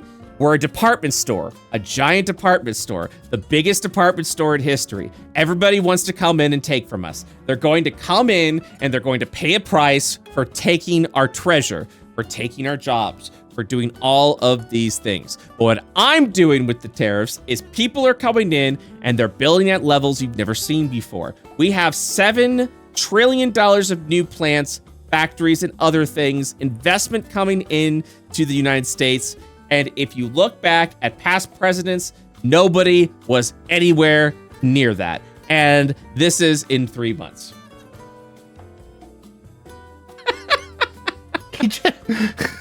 What? Mr. President, can I just ask, what the fuck did you just say? And then he's like, have you ever had a dream where you can, you want, where you can, have you dreamed, where you can, you dream? Yeah, you can. That's what I'm imagining. No, Mr. President, I don't think I have. Oh my fucking god. This department store. I don't want to go to this department store. What the fuck are you talking about? He's lost his mind. He's lost his mind. Fuck. Get down, Mr. President. Oh my god. So yes, that is to say we're having a real good time. Now on to our first story. How long have we been doing this podcast? That's a great. How long? Let's see. Been an hour. Oh yeah, right now. Sorry, everyone. 2 hours. Today's been a bit of a pivot. Okay, Nice. so that didn't even feel like 2 hours, by the way. That's insane. it was the biggest rant I have ever had, and we didn't even get to any of our shit, like any of it. We're gonna get to some of it so that we can't have just done all that. We can't have just been like the whole thing was just reading a fucking. I think my favorite bit was you being like, I do not want to be your political podcast. And we talked about it all day. Look, and then 2 hours of I'm political so sorry. And we did market analysis. Oh my fucking god! We talked about politics, and we went. About my taxes. brain expanded. I'm a different man now. I don't want that. I don't want that at all. Well, if the people are happy for it though. Yeah. We're not. Well, if the people are happy, then I'm definitely happy. But listen, okay. A couple of quick things. We're gonna do a quick highlight of the dumpster fire. We're still in the dumpster fire. We got to get out of the dumpster fire. There were original things that is happening there. So, for everyone that's new to this podcast, welcome. I'm Brett Ultimus. This is the Crowned DM. This is we are two DMs. We do talk about TTRPGs, D&D, and the like. we also talk about pretty much whatever the fuck we want to talk about. A lot of the things that have been coming up recently have unfortunately been politics, but that is because we both live in the States in America, and we're all kind of a little freaked out right now. So this has been a pretty good Trying outlet to understand the world to get that out. Absolutely doing that. But we also just we shoot the shit. We talk about everything. We read D&D horror stories. So if you just, it's a yap. It's a yap cast. We talk about everything. You are here to listen to two friends ramble. Yeah, and we ramble. We always ramble for at least 2 hours. So about opinions. About opinions. Explicitly opinions. Yes, absolutely. Not subjective facts. These are strong opinions. That's all. We're heated. We're fucking heated. We've got history. We've got history to tell you. Okay. So with that said, this segment is called the Dumpster Fire. We do usually talk about politics because this belongs in a fucking dumpster fire. A couple of things I did want to actually report. These are from sources that are more central leaning, so we're not leaning one way or another. But a couple of things. So Castanet reports, I don't know if you heard about this that happened today, which is just fucking insane. But the Milwaukee Judge Hannah Dugan is accused of helping a man evade immigration agents and is arrested. The FBI are going after judges. For helping immigrants evade... Is accused of helping a man evade immigration agents. Oh, accused? Not even like... No. Proven? No proof. Oh, when the accusation is enough. Yes, I'm accusing you, and now you're under arrest. It's, they're going after judges. That is terrifying to me. That is absolutely terrifying to me. That is a very worrying scenario to be in, where they go, hey, by the way, even if we just, I don't know, assume that you're helping people that we want to get rid of, that's enough. That's grounds to do away with you, I think. Yeah. So the stories from Castanet, FBI arrests judge is there. The FBI on Friday arrested a Milwaukee judge accused of helping a man evade immigration authorities, escalating a clash between the Trump administration and the judiciary over the Republican president's sweeping immigration crackdown. Oh my God. FBI Director Kash Patel announced on social media the arrest of Milwaukee Country Circuit Court Judge Hannah Dugan, who he said intentionally misdirected federal agents away from a man they were trying to take into custody at her courthouse last week. Thankfully, our agents chased down the perp on foot, and he's been in custody since. The judge's obstruction created increased danger to the public, Patel wrote. To the public? Yeah, well, I mean, that's just this rhetoric. Not great. Jesus Christ, you make him sound like he's a fucking, like... make him sound like he's a known terrorist. Not great. I'm pretty sure he's just a normal guy, in fact. Not great. So, yeah, it's, that's kind of a little bit of a terrifying thing. But you know what? It is not all bad news for us, and I think for our audience as well. Do you remember U.S. Representative George Santos? Have we talked about them before? And we never talked about them before. But George Santos was the Republican congressman who just lied about everything. And like lied about his past and said made up things. I think he said like something about 9/11, like he was involved with like his family was a victim of 9/11, someone, and it was not true. So I'm talking about George Santos. Yes. Okay. Well, if you were not a fan of George Santos, Straight Arrow News reports that former U.S. Representative George Santos has been sentenced to more than 7 years in prison. Damn. He got his comeuppance. I think the last thing he was doing was Cameo. Like, you give him $100, he'll say something to you. Oh my God. I think that was the last thing he was doing, before he left Congress in disgrace. So Jesus Christ. Yes, former U.S. Representative George Santos was sentenced to 87 months, more than 7 years in prison on Friday, and reported left sobbing as a judge announced the decision. The judge gave Santos until July 25th to surrender to authorities and begin his sentence. Cypress was also ordered to pay roughly $580,000 in penalties, including $370,000 in restitution and more than $200,000 in forfeiture. Wowee! About $1 million. Yeah, but nobody liked him, so of course he was toast. You know, Republicans couldn't use him for anything, so they were like, yeah. Nobody was fighting for him. Yeah, no one, everyone fucking hated him. He made that party look bad, and yeah, absolutely. So got some great news for you from Reuters outside. Little light on the dumpster fire. Reuters. I don't know how do you say this fucking. What the hell are you saying to me, bro? I know I sound like I'm having a stroke. It's a big department building. What? 200 deals. Mr. President, please. What is it? What's he like to drink? Was it Coke or Pepsi or whatever that he drinks like a shit ton of? Yeah, Coke, Diet Coke. Have your Diet Coke, Mr. President, please. Sit down.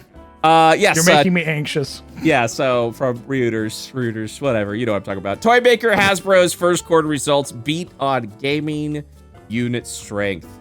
General summary of Hasbro's quarterly reports. They maintain annual forecast amid tariff uncertainties because they do get a lot of their stuff made here in America.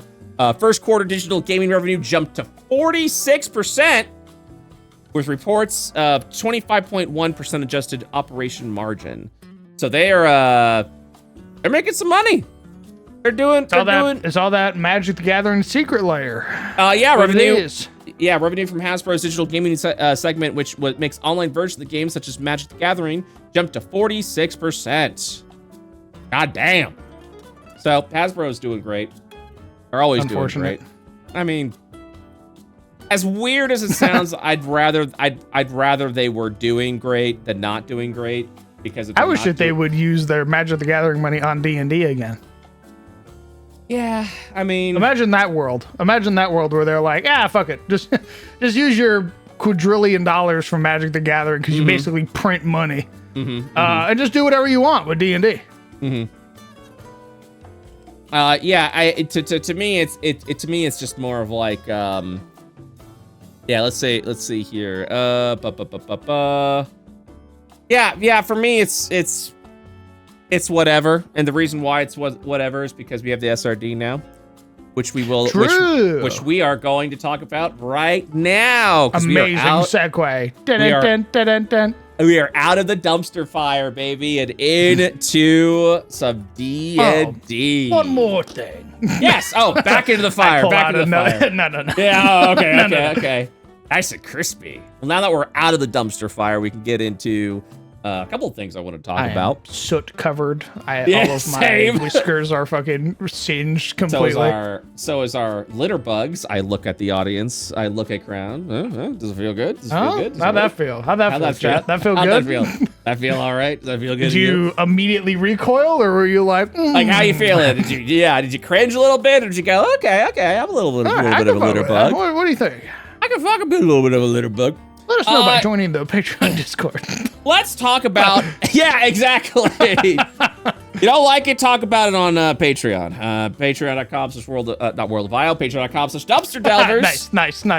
I got too many patrons. Also, World of IO. Get your hands on some delicious books like Why Say Dragons When You Could Be Fishing. If you're going to support anything today, support our Patreon. So, Crown and I divide that in half. So fucking do it. Patreon.com/dumpster delvers and add on to the conversation.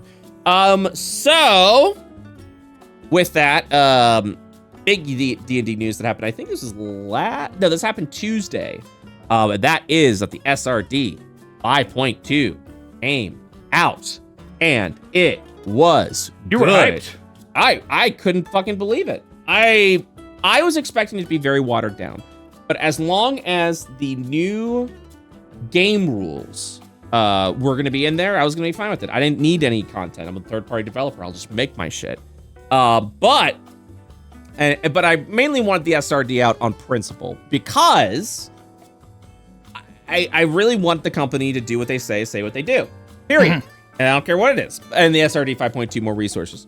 So uphold to your end of the deal. So they released the SRD 5.2, and I am immediately looking at the content that was added, and I'm just so fucking impressed. Like I'm surprised. That's the key thing. I'm fucking floored. I'm surprised at all the shit they added. I couldn't believe it. I was like, okay, let's see what you got. Goliaths are now in the SRD. You can I remember you being very happy about that. That's great. Yeah, Goliaths are awesome. Like Giantkin, that's fucking sick. And now we get them? Hell yeah. I want Warforged to be part. I know it never will be. 4th edition, beloved. Or 3rd edition as well. When Eberron came out. Yeah. Oh no, I'm talking about Giantkin. Oh, Giantkin. Yeah. Yeah. So there's others I would like. I know you don't. I know you don't give a flying fuck. I think Warforged are cool. That's the one thing you and I will always disagree on. I think Warforged are really neat, and you could do some cool stuff. They're cool as NPCs. I think you could make a great Warforged player. I've had great Warforged players before. I've only had one Warforged in IO, and they were great. They were like a holy fucking Crusader bot, essentially, that were followed around Braun. Yeah, it was great. It was some good fucking in the name shit. of God, beep boop. Yeah, a little bit, yeah, beep boop. Processing faith, beep boop. So yeah, they added the Goliath. They added they added a bunch of feats, which was very surprising. I guess like the origin feats and stuff like that. They added a bunch of feats. They added a couple.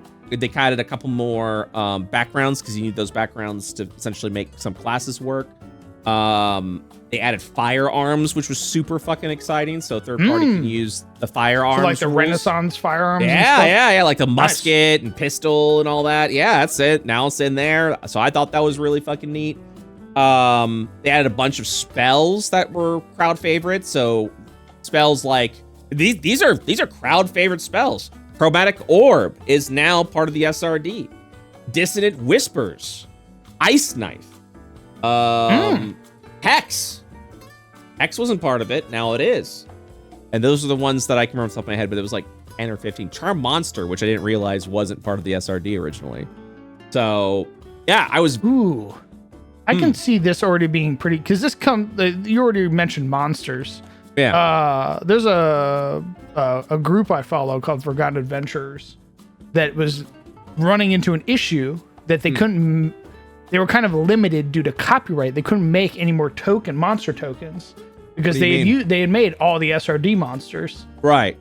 But they couldn't make the other stuff that came up with like Tasha's or yeah. That's a great question. You know what? I genuinely haven't looked at. Wait a minute. There's one thing I definitely want to look at that I haven't looked at yet. I haven't checked out any of the monsters. But I was running into an issue because specifically with your campaign Into the Shadows Breach, there was a creature that I used in the Astral. And I'm not going to tell you what it is for spoilers. The problem was that they were kind of like a big part of the story. And you kind of got a little snippet of it just from earlier, but I won't tell you what it is. It'll be a callback, essentially. And, but I realized if I was going to publish this adventure like I'm doing with Deadbeats, I wasn't going to be able to use that monster. Oh. Yeah.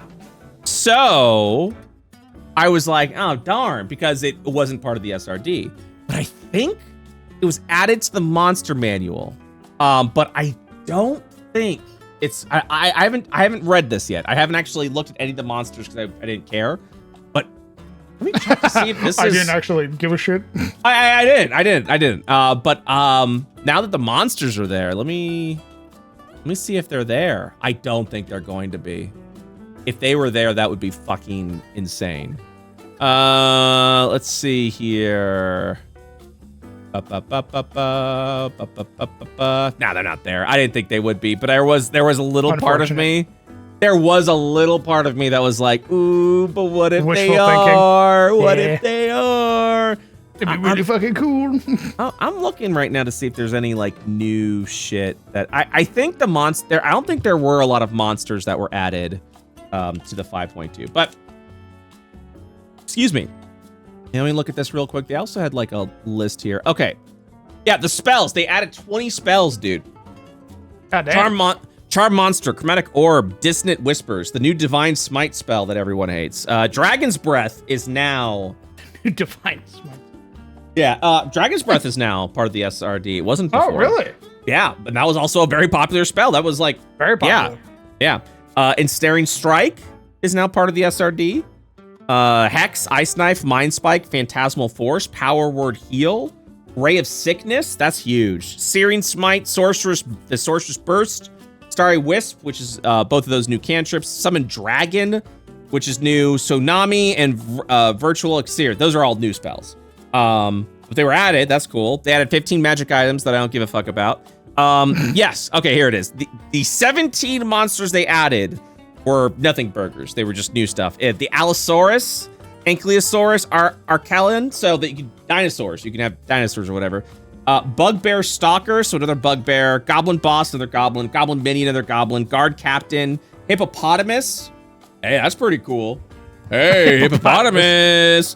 Hobgoblin Captain, Pirate Captain, Pterodon, Sphinx of Wonder, a swarm of crawling claws, Tough Boss, Troll, Limb, and Vampire Familiar. So essentially, no one, who cares? No one's fucking screaming over Goblin Boss. No one's going, yes! Yes!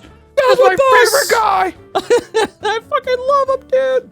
So, the SRD 5.2 is really fucking good news. They put it out in the Creative Commons like they did that 5.1. Very good news. The next thing I'm waiting for them to do, I'm not going to bother them about it yet, but the next thing I'm waiting for them to do is to put 3rd and 4th edition, all the older editions into the Creative Commons so that we can start building content freely from that without having to worry about weird licensing bullshit. Imagine. Well, they said they were going to do that. They were going to look into translating some of the SRDs, but also putting SRDs of 4th edition and 3rd edition, like earlier editions, into Creative Commons as well. And that would be fucking huge. So I'm pretty excited. I'm hoping they do that. I'm sure. I mean, I feel like that is like the least amount of priority they would have. And I kind of get it, you know? So yeah. But this hasn't been all good news for people for some reason. Well, we know the reason. And it's people who just hate wizards so much they're blinded by it. You know what I mean? That have just Correct. Absolutely anything that happens, immediately they come in and they're just like, yeah, too little, too late. Fuck you. You know, and they're still going on about what happened in 2023. Go back to 3rd edition. You know, that's all I really care about. Go back to 3rd edition. Why are you making 5th edition content? So before the SRD date was announced, someone was forwarding this licensing section and from Wizards website and going, see, they're gonna steal your content. They're gonna steal your content. And it's term 5.2, which essentially states anything you upload on our website, you give us an irrevocable, royalty-free license to do whatever the fuck we want with it. Mm-hmm. And so they're like, see, they got a hidden term. They got a secret term here. They're gonna steal your shit. They're gonna steal your content. And it's like, you guys don't understand. The SRD is going into Creative Commons. There is no licensing. The license is the Creative Commons. They don't get to add shit. And the only terms that they have on their Creative Commons, because you do have to follow their terms, is copy and paste this paragraph. That's it. This also means that if they go around and push another SRD and they add some weird ass terms, you can just use the older version that they already uploaded because they don't get to control what gets deleted from the Creative Commons. That's the beauty of the Creative Commons. Once you throw something into the Creative Commons and you declare, hey, this uses the following Creative Commons, you're done. That's it. Untouchable. It is. It is. It's something that's out of their control. They can't change that terms. You know, they can release another SRD and then add a different term to that, but then people can decide whether they want to use it or not, so it's pointless, you know. So I originally theorized that they weren't going to do Creative Commons at all. They were just going to do a new OGL with a new SRD where they got everything they wanted. Yeah. No, they pushed into Creative Commons, which is bravo. You know, now it's completely out of Wizards' hands. And so this license thing that got fear-mongered and spread across the internet where people go, oh, there it is, and they didn't know. I saw the licensing thing, and I went, the first thing I did was like, let me see here. I typed a little bit of it. I pressed enter. I went, oh, it's on the Wizards of the Coast Terms of Service page. I click that, and it goes, last updated 2022. And I go, okay. And I looked at it. I went, oh, yeah, they're saying, hey, you know, we have D&D Beyond. If you upload anything onto D&D Beyond, we have a irrevocable free license. You know, that's the terms of service of using the website. And they get to do that. And there's nothing inherently wrong with that. If you are going to use their website, if you're going to use, that thing's free. If you're going to use a website, the terms of service says, hey, when you use our website, this is all the things we get to do. This is blah, blah, blah, because you're expected to read the terms of service. And if you go, I don't agree to those terms, then you don't use the website. They boot you back to Google. Yeah, don't use the website. You do have the ability to refuse it, but the exchange to that is you don't use the website. Correct. Which, again, has nothing to do with the SRD that was announced. Now that it is in the Creative Commons, we, as third-party developers, essentially have a free hand to make whatever we want as long as it's within those SRDs. Ooh. What's up? Tinfoil hat moment. Yeah, go for it. What if the two behemoths who left, as part of their stipulation for staying around for so long, was that you have to push more of the SRD into the Creative Commons? Ooh. You have to give D&D back to the people. Okay, so wait a minute. Your tinfoil hat theory is that Jeremy Crawford and Chris Perkins, in a folk folk hero style ending, were originally like at pre 2023. We're like, hey, okay. I'll be the mouthpiece for your company. Okay. I'll say all the shit you want me to say. You know what? If you give D&D back to the people. You know what? This is such a wholesome story. Let me go into this next story of D&D, which is D&D. And I completely ruined everybody's No. story. This works. D&D, like Twitter D&D, recently announced Jeremy Crawford's retirement. So it's official. You know, we already knew he was retiring, but it was acknowledged today on Twitter. This statement says, from Jeremy Crawford himself, nearly 18 years ago, I joined the D&D team at Wizards of the Coast to work on the game that has inspired me and so many others. In my years of the team, I worked with amazing writers, editors, art directors, artists, graphic designers, and others to create numerous D&D books, including the core books for 5th edition D&D. Today, I'm departing Wizards to embark on new quests. I can't wait to see the great things ahead for D&D, and I look forward to seeing many of you at conventions in the years ahead. May all your adventures be magical. So, it is official. He has left the company. He has bowed out. Both lead designers are now bowed out. They're done. So your folklore hero story is essentially this. Back before this OGL shenanigans happened, they caught wind, and they said, hey, I don't like what you're doing as a company. D&D should be for the people, not for the corporation, and I don't care about shareholders. And they're like, we're out. We're out. You know, we're after let's say this is after the OGL debacle. This is actually after the OGL debacle. This is after that, when the Creative Commons, everything like that, they're like, hey, we're out. We're out. And they're like, but we got this new version we got to sell, and we need you now more than ever. Everyone's fucking leaving us. Everyone's fucking going, peacing out. They're leaving. But we're losing money. And if we'll make you a deal. We'll give you anything you want if you stay. And they go, anything? Anything? Okay. Here's the deal, bub. You're going to do exactly what you said you were going to do with the new SRD. That's why we're leaving. We're leaving because we didn't like what you were doing with that old one. Yeah, this OGL debacle, this Activision CEO, whatever the fuck they were, they came in. Never disgusting. again. Is this true? Yeah, it's true. Jeremy Crawford and Chris Perkins left essentially this month. And then the SRD also came out this month. I'll make you a deal. So they stuck around. If you give me, if you put it back into the Creative Commons like you said you were going to, if you uphold your word, so stupid, your honor, so fucking stupid, then I will be the mouthpiece for 5.5. But I give you 1 year. We'll stay. No, they're just like, we'll stay on through the entire thing. And then you release the SRD right afterwards. But then we're gone. Then we're gone. And then they were gone. Last you'll ever see the deal done. Fulfilled. 5e now in the hands of the people once again. Chris Adios. This is the biggest. Jeremy Crawford shaking hands and as they look at one another. You think we did good? Yeah, we gave it we everything. Don't know. It's in their hands now. It's so fucking dumb.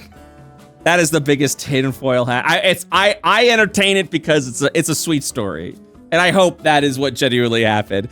But my God, that is the biggest tinfoil hat conspiracy I've fucking heard in a minute. Jesus Christ, I like to believe it. I like to believe it. Oh my God. I like to believe they were the heroes. If you told me that's what happened, I would believe it 100%. I wouldn't doubt it one bit. I do genuinely believe that, as much as whatever objection or I had against their design style, Chris Perkins and Jeremy Crawford loved what they did. Loved what they did. When I met them at Wizards, loved what they did.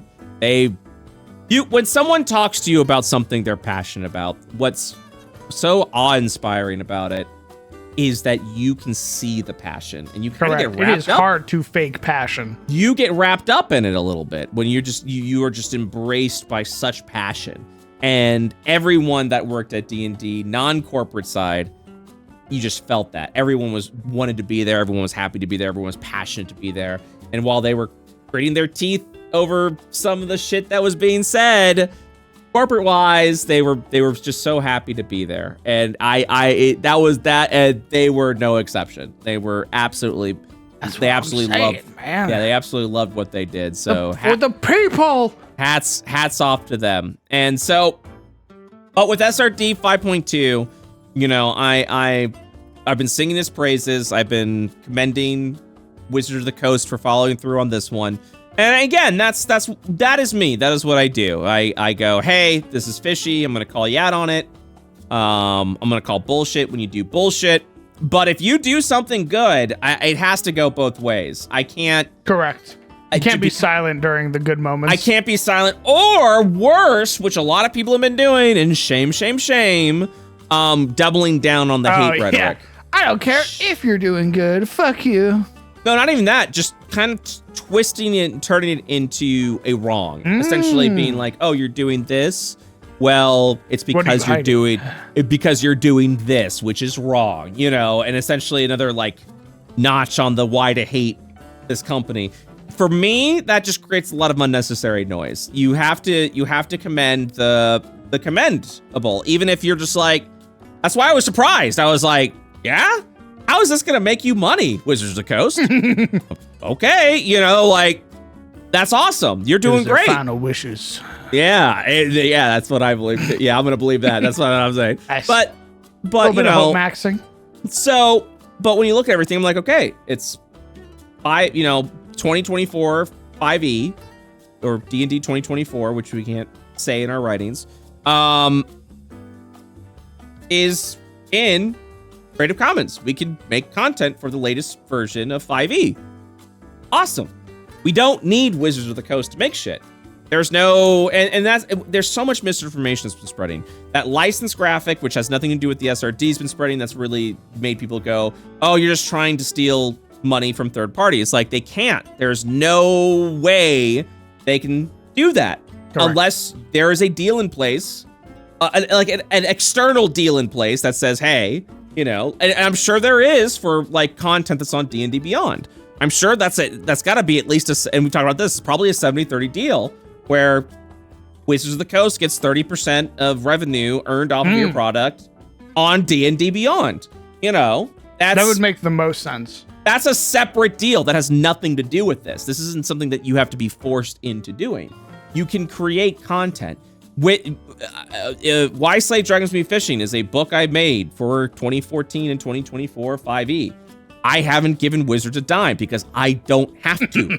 So they can't come to me and be like, give me the money. It doesn't. Give me the money. That's not how it works. D20? Give me that. Yeah, that's not how it works. When Fiendish Forge comes out, I keep 100%.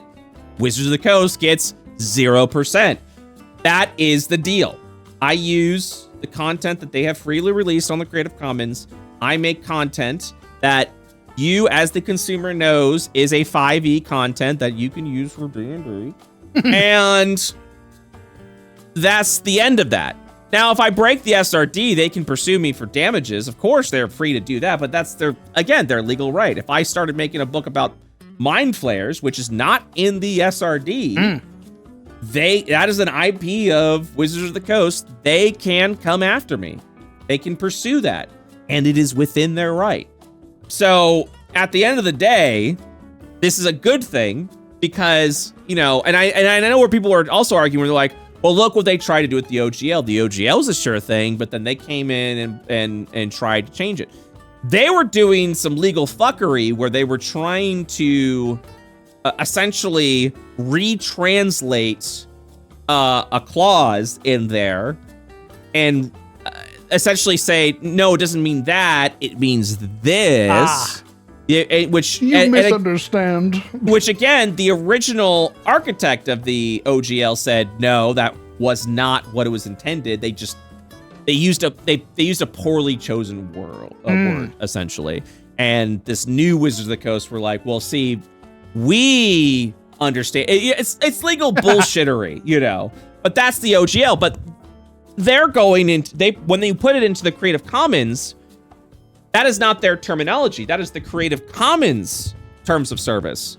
So they have no control over that legal. All they have control of is CC by 4.0 International essentially allows them to make their terms, which has to be defined in the document itself, which it is defined. It goes to use this SRD, you have to copy and paste this entire phrase uninterrupted in tandem in your content. That's it. As long as that term is there, and all that term is just saying is, all it's saying is like, this is part of blah blah blah from Wizards of the Coast that uses the Creative Commons blah blah blah. That's just it. Acknowledge it. That's it. Yeah, I mean, I can read it now. This is for 5.2. It's very clear and understanding. This is what we need to include. This work includes material from the System Reference Document 5.2, SRD 5.2 by Wizards of the Coast LLC, available at dndbeyond.com/SRD. The SRD 5.2 is licensed under the Creative Commons Attribution 4.0 International License, available at, and then it gives the link. That's it. That's nothing. That's it. And then, so again, the license isn't even owned by Wizards of the Coast. It's the Creative Commons. This is the, that's it, Although it's funny, the link they give does not go anywhere. So that is nice. that is very funny. That it actually is very fun. Oh, wait, let me put my tinfoil hat on. Let me put it in. Oh. So, and here's the Creative Commons by 4.0, Attribution 4.0 International. It is clear-cut, easy to understand. You are free to share, copy, and redistribute the material in any medium or format for any purpose, even commercially. Adapt, remix, transform, and build upon the material for any purpose, even commercially. The licensor cannot revoke these freedoms as long as you follow the license's terms. And we just read the license's terms, which is you got to include this section. Correct. You literally just have to say where you got it from. Under the following terms, attribution, you must give appropriate credit, provide a link to the license, and indicate if changes were made. You may do so in any reasonable manner, but not in a way that suggests the licensor endorses you or your use. No additional restrictions. That's it. No saying sponsored by. Yeah, you can't say this was endorsed by Wizards of the Coast. Yeah, all this is saying is like, hey, give credit where credit's due, and in no way make it look like we're endorsing it in any way. And that's it. And the legal information to use the SRD 5.2 is this. The System Reference Document 5.2, SRD 5.2, is provided to you free of charge by Wizards of the Coast LLC, Wizards, under the terms of the Creative Commons Attribution 4.0 International License, CC by 4.0. You are free to use the content in the document in any matter permitted under CC by 4.0, which we already went over what that is, provided that you include the following attribution. And we read it. This work includes material from the System Reference Document by Wizards of the Coast LLC, available at this link. The SRD 5.2 is licensed under the Creative Commons Attribution 4.0 International License, available at this link. As long as you include that in the document, we're good to go, says Wizards of the Coast. That is their surprisingly simple. That's their terms of service. They also state, please do not include any other attribution to Wizards or its parent or affiliates other than the provided above. You may, however, include a statement on your work indicating that it is compatible with 5th edition or 5e compatible. Oh. Yeah. Which that's always been. They just go, hey, yeah, you want to say it's 5? They don't want you to say this is a D&D product, because correct. They say that very clear in these terms. And it's always been that way. Section 5 of CC by 4.0 includes disclaimer of warranties, limitations of liability, and limits of our liability to you. And then you just read that section. So sounds like a lot of people were just fear-mongering. Yes. So that's why when the OGL shenanigans happened and they were trying to essentially draft new OGL, and then they came out and were like, okay, well, do you guys like this? And everyone went, no, fuck no, these are terrible terms. It was very surprising to me that their next course of action, instead of coming back with a new OGL, they just said, fuck it, we're done. And they threw the SRD in the Creative Commons. That's what it was so surprising. I mean, I think the idea that we had before is still has a potential, What do you mean? A potential to show up. The whole idea that they just shove all of the SRD and everything old into Creative Commons, and then they make a brand new OGL. Yeah, but what would they make a brand new OGL for? All their new edition shit. Well, I mean, we haven't seen it yet. It might. You are correct. Maybe they'll try it in a new edition. Could very well be. I could see them trying to. I put my tinfoil hat on. Yeah. I could see them trying to hamstring 5th edition and like all of the supplements that are built for it.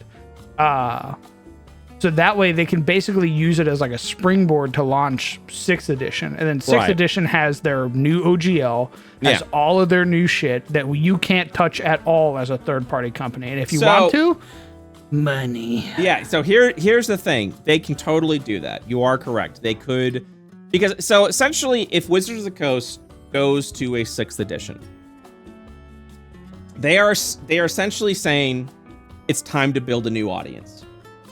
We have tapped this audience for as much money as we possibly can.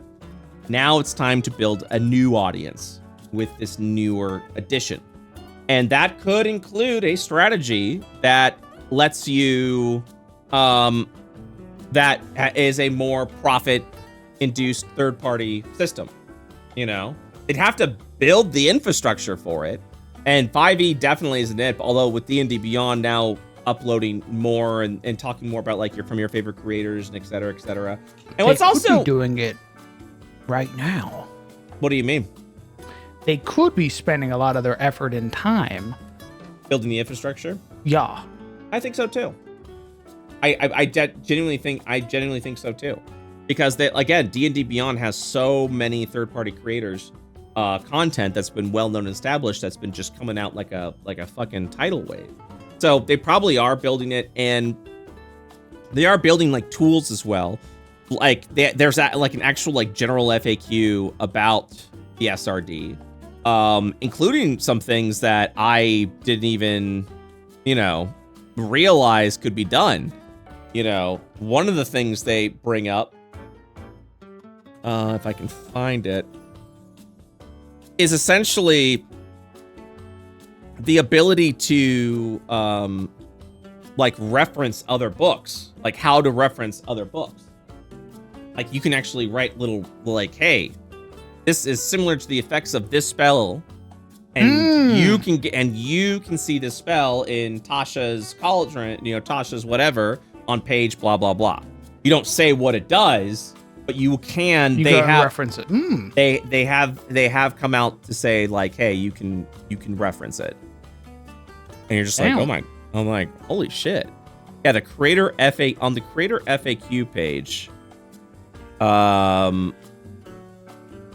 They outline what the SRD is. They explain the SRD is the 2024 core rules. If you'd like to continue creating content of 2014 rules, you can still use SRD 5.1. They explain what the Creative Commons is. They explain what's changed from 5.1 to 5.2, which honestly isn't much, except they added more content. There will be a conversion guide that they're going to be releasing out here shortly to help with that. They've got a creator FAQ page where it says, are you interested in publishing your own TRPG materials? Use the system resource guide. If you're making something other than TRPG content, use the fan content. So like you're streaming or making a show and things like that. And their fan content policy is also very easygoing. It's a policy that I use. What are the D&D Beyond basic rules? Same as 5.2. It's not. And they outlined that it's not. They talk about the conversion guide, but then they say, do you want to reference official D&D books that aren't in the SRD? And you can do that. They give an example. They said, your players step into an alternate reality where reflections appear all around like shattered glass.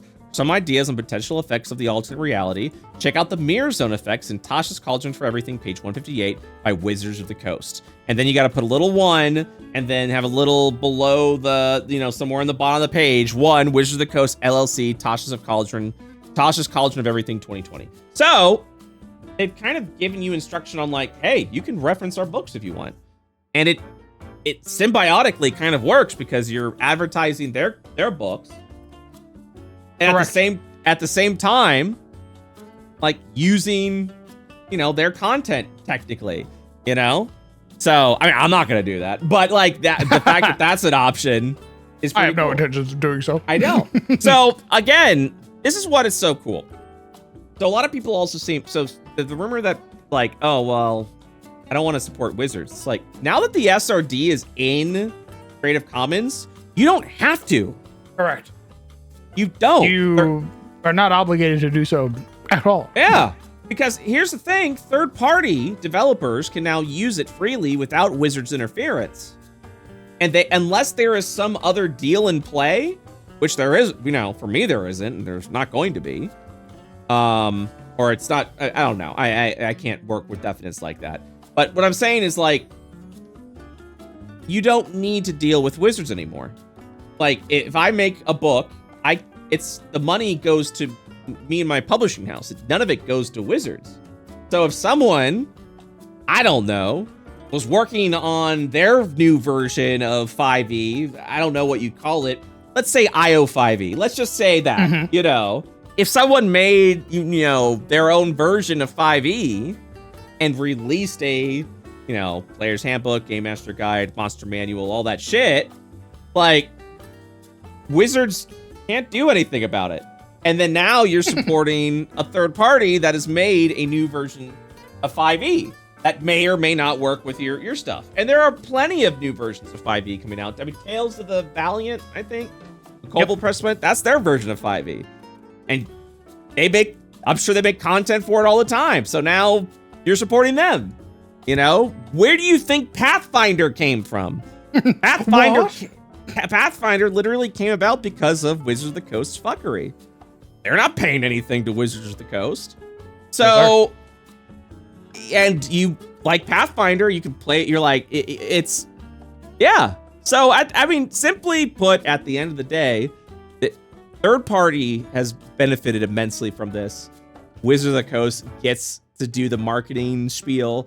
But it was more symbiotic where, like, you know, Wizards actually had a genuine interest in what creators did, like third party did, and understood that it was part of the ecosystem, essentially. You know what I mean? Like, because the way it should work is, hi, I'm a first party developer. I can only release a book once every 6 months or once a year, you know. Well, then third party can come in and fill the gap, so that way it's still fresh in your mind. And then when first party releases something, you go, hey, first party, you still love it, you know. It's Yeah. it's free marketing. That's all it is. It's absolutely free marketing, and people don't fucking, you know what I mean. So that's that. So needless to say, having an SRD in the OGL, especially the newest version, so we can make 2024 content that's compatible with that, you're supporting third party. It's the biggest win is for third party. I genuinely believe that. This is the biggest win. It's going to be for third party, who's going to make and do absolutely amazing, cool shit with it. You know what I mean? I look forward to it. Yeah. Same. I think Because I get to benefit the most. Yeah. Hey. So to everyone that's saying, yeah, but I don't trust Wizards. Wizards is now out of the equation. So if the other shoe drops and you don't trust Wizards anymore, Wizards is no longer part of this formula. You don't got to worry about it anymore, brother. Yeah. They were no longer part of the formula the moment that dropped the Creative Commons.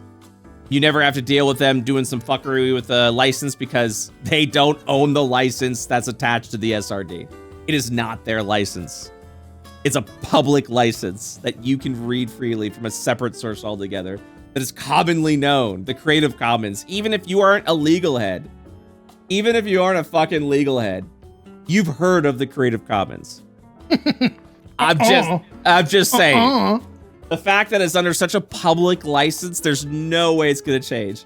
The only big move is if Hasbro is like, oh yeah, we own the company that owns the Creative Commons license, and then they somehow did some legal fuckery there. And do you realize how fucking ridiculous that sounds? That is like an insane setup. That is the weirdest, no money made whatsoever. But so that, and that's the thing. So the takeaway here, okay. The takeaway here is celebrating the SRD shouldn't really have anything to do with you know, like, well, Wizards is doing something sneaky with this. It's like, okay, you're calling wolf at this point. And I know it sounds like I'm supporting Wizards. I don't like their business practices. I don't trust what they've done. Everyone I've known that works at Wizards has been fired from Wizards of the Coast. It's some giant purge. I don't trust them. And it's okay to not trust them. And it's okay to criticize them. But you have to choose your fucking battles, because if you just continuously go off and swing for the fences. It's swing for the fences and make bullshit. You're calling wolf. You're just making a bunch of noise that has no impact on anything whatsoever. Nobody's gonna listen to anything you say. Every time, yeah. So when something genuinely shitty does happen, and you come out and say, "Look at this shitty thing," it becomes so less meaningful and gets so overlooked because of the giant noise that's there. And also, congratulations, you shot yourself in the foot. Yeah, also, just don't be a fucking hypocrite, you know? If I go, God, I'm so pissed off at Wizards of the Coast, they don't support third party. They said they were going to release an SRD at this date. They didn't, and now they've made no news about it. Fuck these guys. They're going to try and screw me over again, like they did with the OGL. And then they come out and go, here's the SRD. And I go, oh shit, it's out. Oh, and you released it. Cool. You gave this to me? And they go, and no. then I go, you know what? This SRD is probably watered down. There's probably not a lot of information. They're probably just trying to give the bare minimum. And I go in and go, holy shit. There's even more shit than the original SRD in here. There's so many cool things I can make third-party content for. And it's in the Creative Commons. It's the same as the SRD 5.1 as far as the license goes, which is, hey, include this paragraph and follow the license of the Creative Commons, which we do not have control over, I go, all right, shit. Nothing to complain about here. Sounds good. Thank you. You know what, Wizards? Here's the rare W that I never give you. Here you go. And because you gotta lower my hat to you, good sir. You gotta. You can't complain and be like, this is how it's supposed to be, and then they do it the way it's supposed to be. You can't be like, yeah, well, there's probably some sort of scheme happening. You're like, what did you really do? You're like, well, then what the fuck did you want to begin with? You know what I mean? As long as we're getting what we want. Because, again, the OGL had to change. The OGL situation had to change. They had to find a way to preserve the OGL because we weren't going to trust them. And the worrying part was, even if they said right there, like, we've heard you loud and clear, we're not touching the OGL, and you can just keep doing the way you're gonna do it. But they showed their hand. They showed what they can do when they want to fuck with it. And by saying, tee-hee, I'll just never do it again, wasn't going to be enough. Because we were like, okay, that might buy us that might buy us a little bit of time, but I see us circling back to this 5-10 years from now when another CEO with a great money-making idea wants to repeat history for the third fucking time. So I think looks around. Yeah. We're under monetized and everybody goes, no! Yep. So I knew the outcome to that was, if I can get the OGL, at least we'll have a period of peace, make some books, and then we'll jump off the next leaping point. So that was my, like, okay, whatever. If we get that, at the very least, if they back down for now, that can buy us some time. So for them to come out and then be like, okay, here's the OGL I want to do, and everyone went, fuck that, that's gross. And then them going, okay, you know what? We have decided to put the SRD in the Creative Commons. Clearly, you do not trust us with this, so we're going to do what's best for it. We're going to put the SRD in the Creative Commons so that not only are we preserving that SRD for you to make third-party content and that we're not adding any fraudulent terms or whatever, we have removed ourselves from the licensing equation. We can't change it even if we want to. That's when I went, shit, that was the answer. And they did it. Hats off. Thank you for doing that. I was like, you know what? My hat to you, good sir. Exactly. I called bullshit, and then I went, you know what? That gentlemanly move. That was good. That was well good. There's no shit I can give about that. And people were still being like, well, there's just, and I'm like, you gotta take your wins. When we get a win, take the win and go do it. Because you know what you get to do when you take that win? You get to go, hey, Wizards of the Coast, do more of this. This is what we want. Celebrate those wins. Because if you still circle around and go, nah, too little, too late. And clearly it's not too little, too late because you're still on their fucking social media account bitching at them every minute of the day and you're still playing D&D. And you're going like, what about this? And then you show a licensing term that has nothing to do with the SRD. Because Wizard looks down, looks back up. Is this what you're complaining about? Yeah, and then because some fucking right-wing previous Blizzard employee that I won't name flat out was like, see, they're trying to fuck us up, the woke culture. And you followed that and said, yeah, that's what it is, what it isn't. And then you go to them and says, I still don't trust you. I still think you're a piece of shit. This is nothing, blah, blah, blah. Wizards goes, why are we even doing this? Why are we even not going out of our way to support third party?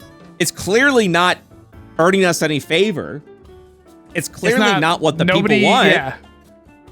And we're not making any money from it. It's tanking our reputation. Yeah. Why the fuck are we supporting this? This should have been a win. This should have been a win. And yet, people seem to be complaining like we're doing something wrong. Well, maybe lesson learned, we just won't do that again. And then the only one that hurts from that is third party and the consumer that supports third party.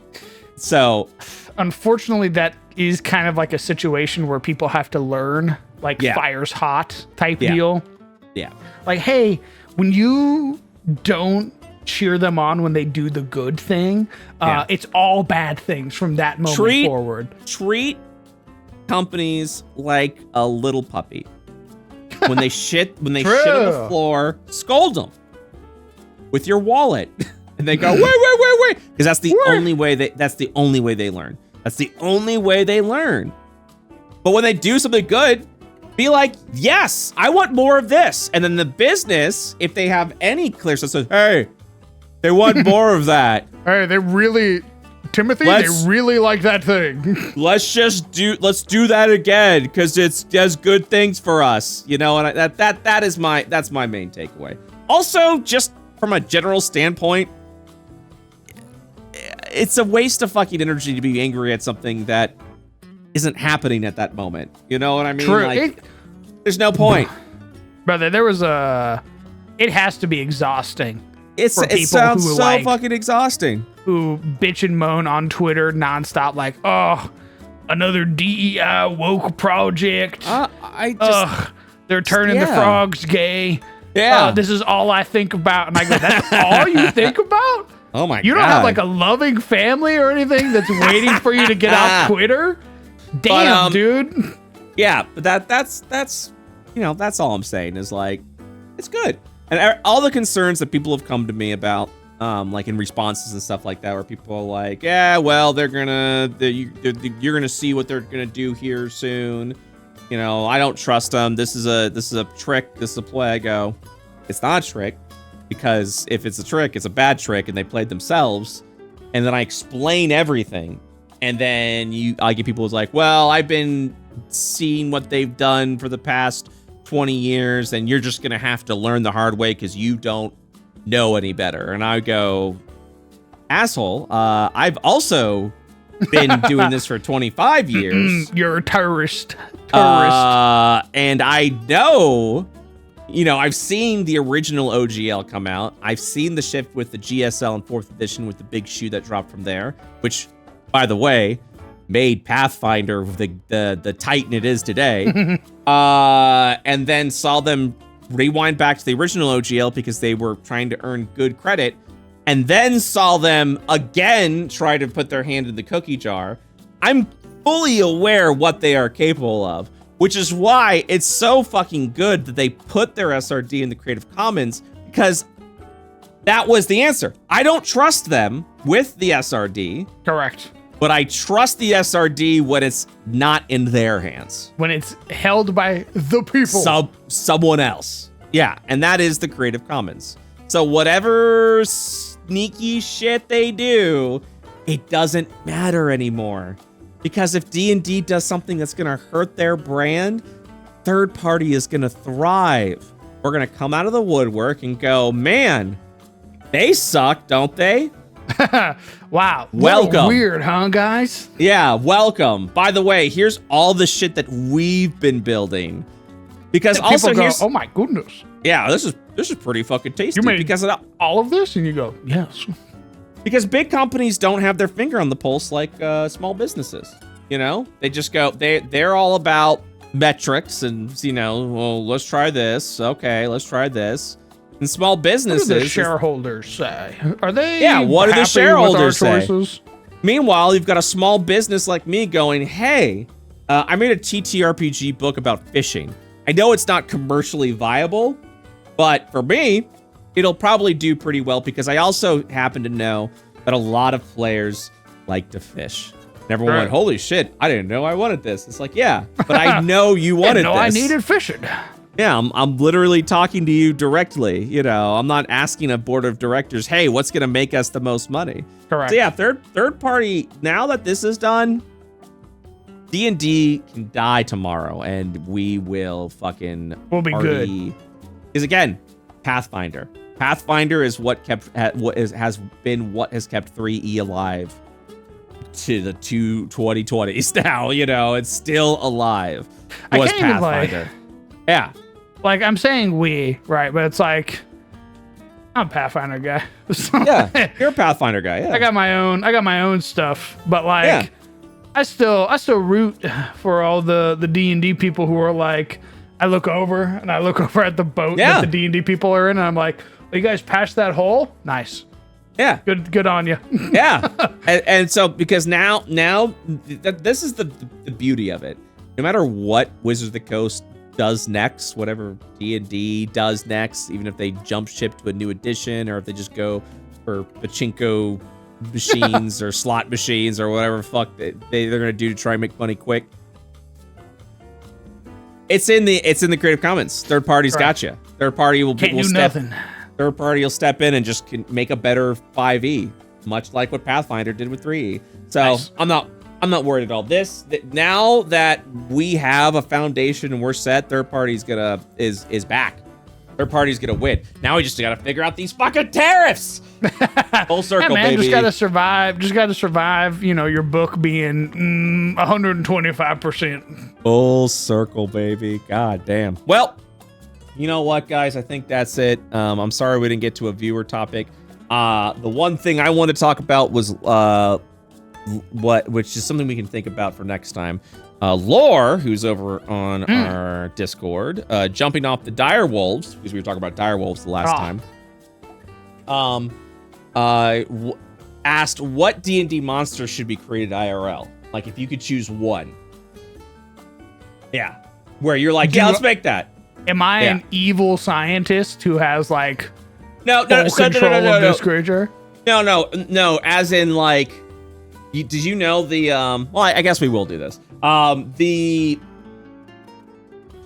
were talking about the company that was bringing back like woolly mammoths and the dire wolf and all that stuff. So essentially, a D&D monster that a company like that would just make. Oh fuck. Yeah. Dude, you know what they would make that would be like hyper lethal to to the world. Yeah. Not even like anything scary. Like you could say something super easy and be like, oh, beholder or blah blah blah. It would be like a displacer beast. Yeah. A displacer beast would be devastating to the fucking world. For the military. Yeah, absolutely. Fuck yeah, man.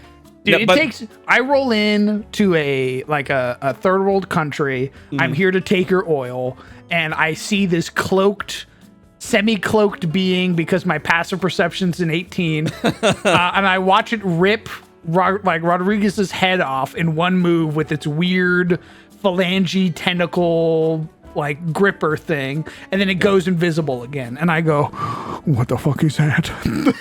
So this is what I mean by the question.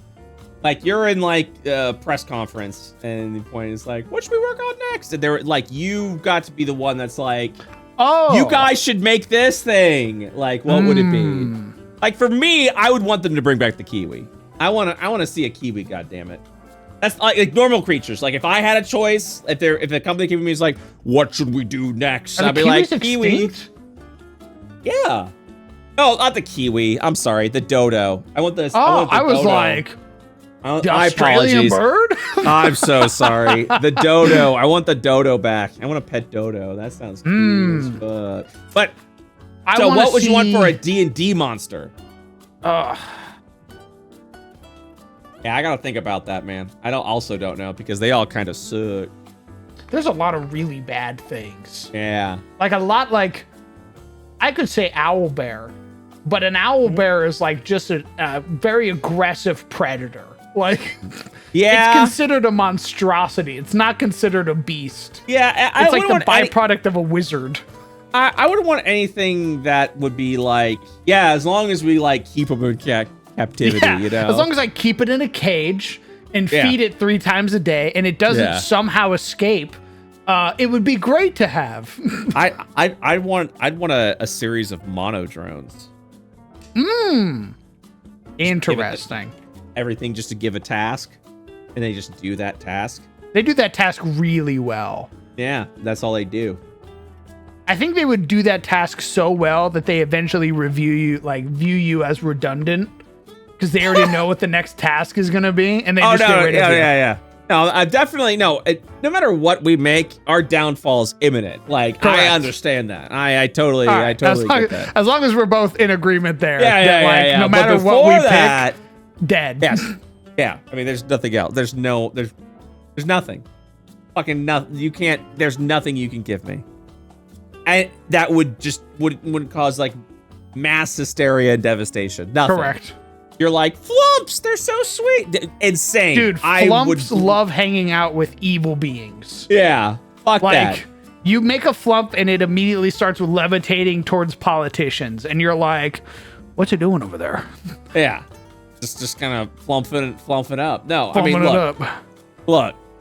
Fucking flumps are like Junji Ito creations. I'm not dealing with that. I'm not doing that. They are like semi-eldritch beings. Yeah. Like, you look imagine looking out the window and having like 6 flumps. They're medium-sized creatures just floating on by in the sky. It's one of myself. its tentacles fucking like rears back with its eyeball to look at you, and you're like, oh, good heavens. I would never leave the house. I would close all the blinds. Correct. I never, smart, ever. Good choice. This is hard because, like I said, anything we pick is gonna be absolutely. There is no good disastrous. choices there. That's what I lied. Okay, I lied. There is one. Okay. A blink dog. Are they? Blink dogs are fey. Okay. They have the ability to like. So the problem is that you couldn't have treats in the house. Yeah. You couldn't have treats within 30 feet of this thing because it could teleport into the place that has the treats. So you're never keeping treats away from this thing. You're never keeping its food away from this thing. And it also has its own language. Honestly, you know what? Blink dog works. It's a lawful good creature. They obey orders. They love hanging out with people. Oh. Yeah. Blink dogs glimmer with magic that allow them to teleport blinking one another. These dogs use the power to chase prey, baffle foes, and express joy. That's kind of cute. They're frequently found they'll teleport onto you and stuff. So you'll be like sleeping, and then 60 pounds will teleport onto your chest. I'm down for that. They're frequently found among fey wild folk, such as centaurs and pixies, often as members of rollicking hunts between the worlds. I mean, they're good boys. Yeah, they're good boys. They're absolutely just good boys. That's what they are. That's the only thing I could think of that would be like a net positive for the world. Like I'm actually like racking my brain right now. I was about to say, what about wargs? But I'm like, nope, they're evil and they talk. Dude, you would hear it be like, fresh meat as it rips your fucking neck open. Hey, I'm hungry. Yeah, I'm hungry. And you're like, you look around and you're like, what was that? And then you look down at the medium-sized creature. Yep. Currently staring you down. They're vicious hunters. Correct. Sapient predators that can speak and often taunt their prey, enjoying the taste of fear in their meals. Insane. Evil, wicked creatures. Imagine they love hanging out with goblins. Yeah, imagine a rabid bear taunting you through the fucking window before he slams his body in. Essentially telling you, your fucking liver first. Yeah. And then when you're screaming, I'm gonna eat your lungs. And you're like, you can't get through my door, right? It's like, I'm already in your house. They're like, it's just like, you know, enjoy yourself while you last. I'm gonna get in there. You can't get me out. Like, fuck that shit. Fuck that shit, dude. Okay, all right. I'm going monodrone. I'm gonna have to go monodrone. That's honestly, my original answer. Monodrone would be a very safe bet. Yeah. I don't know what else. I quite literally don't. But okay, look. Let me look at the monster manual. I'm gonna read up and down this thing and see if there's anything.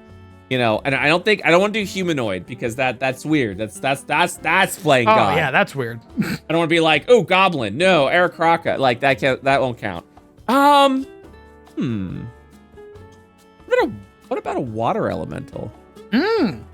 Oh, can we do elementals? It depends on how you bring it into the world. Because okay, we have to think within reason. So elementals are out. Blink dogs can be done through fictitious science. You know what I mean? Mm-hmm. I'm talking like beastly things, like no ghosts, no humanoids, all that shit. You know, it's gotta be. I bring back the banshee. I'm immediately dead. Yeah. Oh, dude, like I'm like basilisk. No fucking way. Oh God, no. Jesus, it's no oozes. Who's a good puppy? And then I'm stuck. Yeah. I'm frozen forever. No oozes. None of that shit. Dude, I can't find any. Bullets? Get the fuck out. No way. Oh my god. You get it. You make it once, and then it burrows underground. The foundation to your home is ruined. Your house collapses in on itself. You die in your sleep. Cockatrices? No fucking way. Another creature that petrifies you. What's wrong with you? Coatls? No fucking way. Which one's the coatl? Oh. I think koalas are angels. I think they're angels. They're the friendly snakes. Yeah, they're like flying snake angels. No, I feel like that's gonna open up something bad if we're bringing like divine beings into the world. Yeah, that's definitely gonna start something bad. I think that might be too much for us. The gates of hell open. Yeah. Heard there was some angels out here. The pact has been broken. Hell shall be unleashed. And you're like, what? What pact? I was gonna say, what about death dogs? They're like fucking... Oh, the evil shadow dogs? The evil, like, hyena-looking sons of bitches? Man. Also a good choice. Very good choice. Ooh, wait a second. I might have something. Okay. I think I have something. Ooh, that's scary. Yep. Okay, I'm going. Okay. All right, ready? Mm-hmm. Giant eagle. No. You know there are gold eagles in Mongolia that pick children up to eat them? What? Why would you make a giant eagle? Dude, there are pictures. Look up a gold eagle in Mongolia, and there are pictures of that motherfucker lifting a child into the air. No way. Oh, God. Oh, time to look it up. Gold eagle. Congratulations. You've introduced an apex predator to the world. Golden eagle, Mongolia. They don't look that big. Yeah, I'll send you the picture. Yeah, golden eagle, Mongolia picks up child. Oh, no. Child snatching eagle video created as... student project. I don't think so. Let me see the picture. I'm seeing this thing that says it's fake. It's fake. If it's fake, I'm going back. I'm going back to gold eagle, baby. Giant eagle, baby. Let's go. All these pictures look like they're friendly, that they're sweetest little birds. I'm looking at the sweetest pictures of eagles right now. Is it fake? I sit back in my chair. It's fake as fuck, isn't it? It's real to me. It's fake as fuck. It's real to me. I'm going giant eagle. And then never outside again. Fuck that shit. That thing will snatch me. I hope you never have a dog or an animal that would go outside. How would I get one? I'm never leaving the house. After my animals die here, it's over. Like, what else is there to do, you know? You step outside to get the mail because you're like, it's been 4 weeks. All of my grocery delivery drivers have died because their heads get taken off by the giant eagle outside. What the? And then you step outside once, and then it's Okay, this is stupid. They made giant eagle celestials in the new version of D&D. They're beasts. No, apparently not. In D&D 2024, they are a large celestial. They speak celestial. Did someone copy paste the wrong stat block? Why? I don't. That seems like a very odd choice. They gave them necrotic and radiant resistance. What is happening here? No. Right? I don't ever remember them being celestial at all. I always remember them just being I know, but in birds. 2024 D&D, they've made them a large celestial. Their rend attack deals bonus radiant damage. There's no fucking way. That's what I'm saying. My mouse well, that's what D&D Beyond says. Giant elk is a huge celestial. Why did they make all of the giant creatures angels? No, they didn't make all of them because giant crocodile's still a huge beast. Well, crocodiles are, Imagine it's like being beetles, not afraid and then frogs, it death rolls you. is there anything else? Or are those they made giant owl celestials? That's really odd. That is so fucking strange. Like, I get the creative liberty, I suppose. Giant vultures are monstrosities now. What the fuck? I don't like that. Yeah, what the hell, wrong. dude? What the fuck? Let me go up. Beast. Okay, celestial, beast. Giant crabs are beast.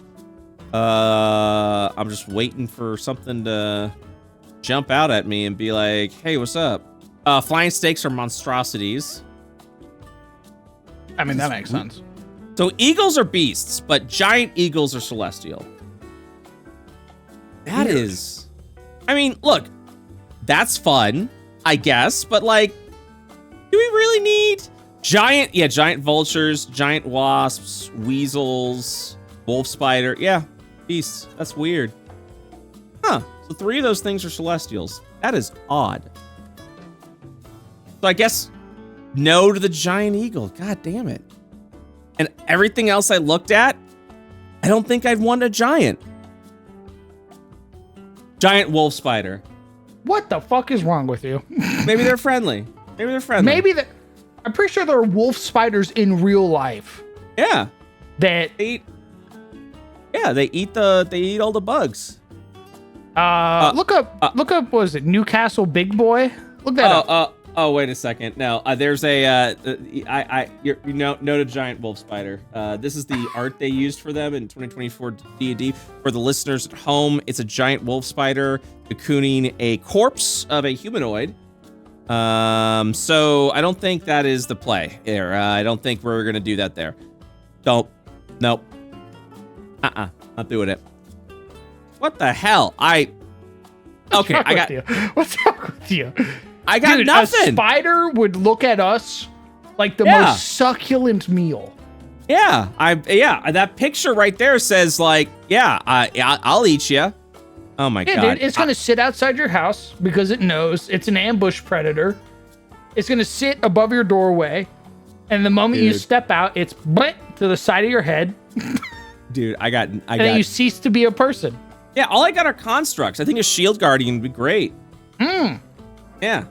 Shield guardian. That's a construct. Give I don't me think that's Well, I mean, constructs you kind of control, right? Like, yeah, but you build them, so I don't think that should count. Fuck, man. Everything's terrifying. yeah, because I would say like iron gold, like adamantine golem or whatever. The fucking thing's indestructible. Yeah, everything's fucking terrifying, dude. I was gonna say mastiff, but that's just a fucking dog. Like that's a boofer you can go buy right now. yeah, I could get mastiffs now. Yeah. Oh my god, I don't have anything. I'm tearing through this list of like creatures that would potentially be created by science, and all of them I'm like, this is not good. A spider, fuck that. No, what the fuck? That isn't. You wouldn't even see it coming. Yeah. You'd be sitting at your computer, and then it teleports behind you. Okay. And then the fangs go through the front of your fucking face, and then you cease to be a person. What about pseudo dragon? Is that? Oh yeah. Okay. So pseudo dragon's another good one because they're temperamental, Yeah. right? They're like, if I don't like you, I'm gonna fuck off. Okay. So if I don't vibe with you, we're not gonna get along. Yeah, pseudo dragon. Not will-o-wisps. They'll kill you dead. Will-o-wisps are like Psychotic. they're like flumps, but they're actually evil because they'll go hang out with evil creatures to feed on the things that they kill. They're like little vultures. And hang around corpses because they fucking love it so much, you know? Yeah. Ooh. So yeah, I'm gonna go pseudo dragon. That's gonna be my answer. Nice. You got blink Good dog, choice. I got pseudo dragon. Yeah, we're good. We're good to go. And if you'd like to request a topic, be sure to join our Patreon, patreon.com/dumpsterdelvers. Guys, I think that's a cast. That's a 3-hour cast. We went all in on that. We went hard on the tariff talk, so I felt like we definitely still need to do an actual cast, and we did. We did real good. I like that. We got D&D story coming up that we're gonna be doing inside the dumpster. our after the cast that you can listen exclusively on patreon.com/dumpsterdelvers. And I'm thinking we might actually do more video shows of Into the Dumpsters. You guys seem to really enjoy the last one. That'll probably be our Junkyard tier, which is our $20 tier. I've been looking for something to add to that tier. I think that might add some good value. And also, as always, would love to give a big old shout out to Grandma's Garage Sale, which is the biggest tier we have on Patreon. Big, huge shout out to our lovely garage sale enthusiasts. We've got, of course, Ballo Mossback. We've got Burning Jackal. And then we've got naming themselves this week, Casual Gamer _68 _430. Kicking back and putting the casual in casualties. Oh my God. Holy for the shit. war crimes I do in game. Oh my God. Nice. That's P.S. him, officer. That's him right there. P.S. Thanks for putting the fun in fundamentals in your TTRPGs. P.P.S. By gosh, crowned your mustache on Patreon looks immaculate. Thank you. Burning Jackal is a service dog handler that is tired of the public. Same on being tired of the public, but thank you for your service on those good working boys and gals. We need a service. We need service dog handlers. I saw a service. Yeah, oh, you have a service dog story? Yeah. From recently? Yeah, same. Yeah. Go on. What?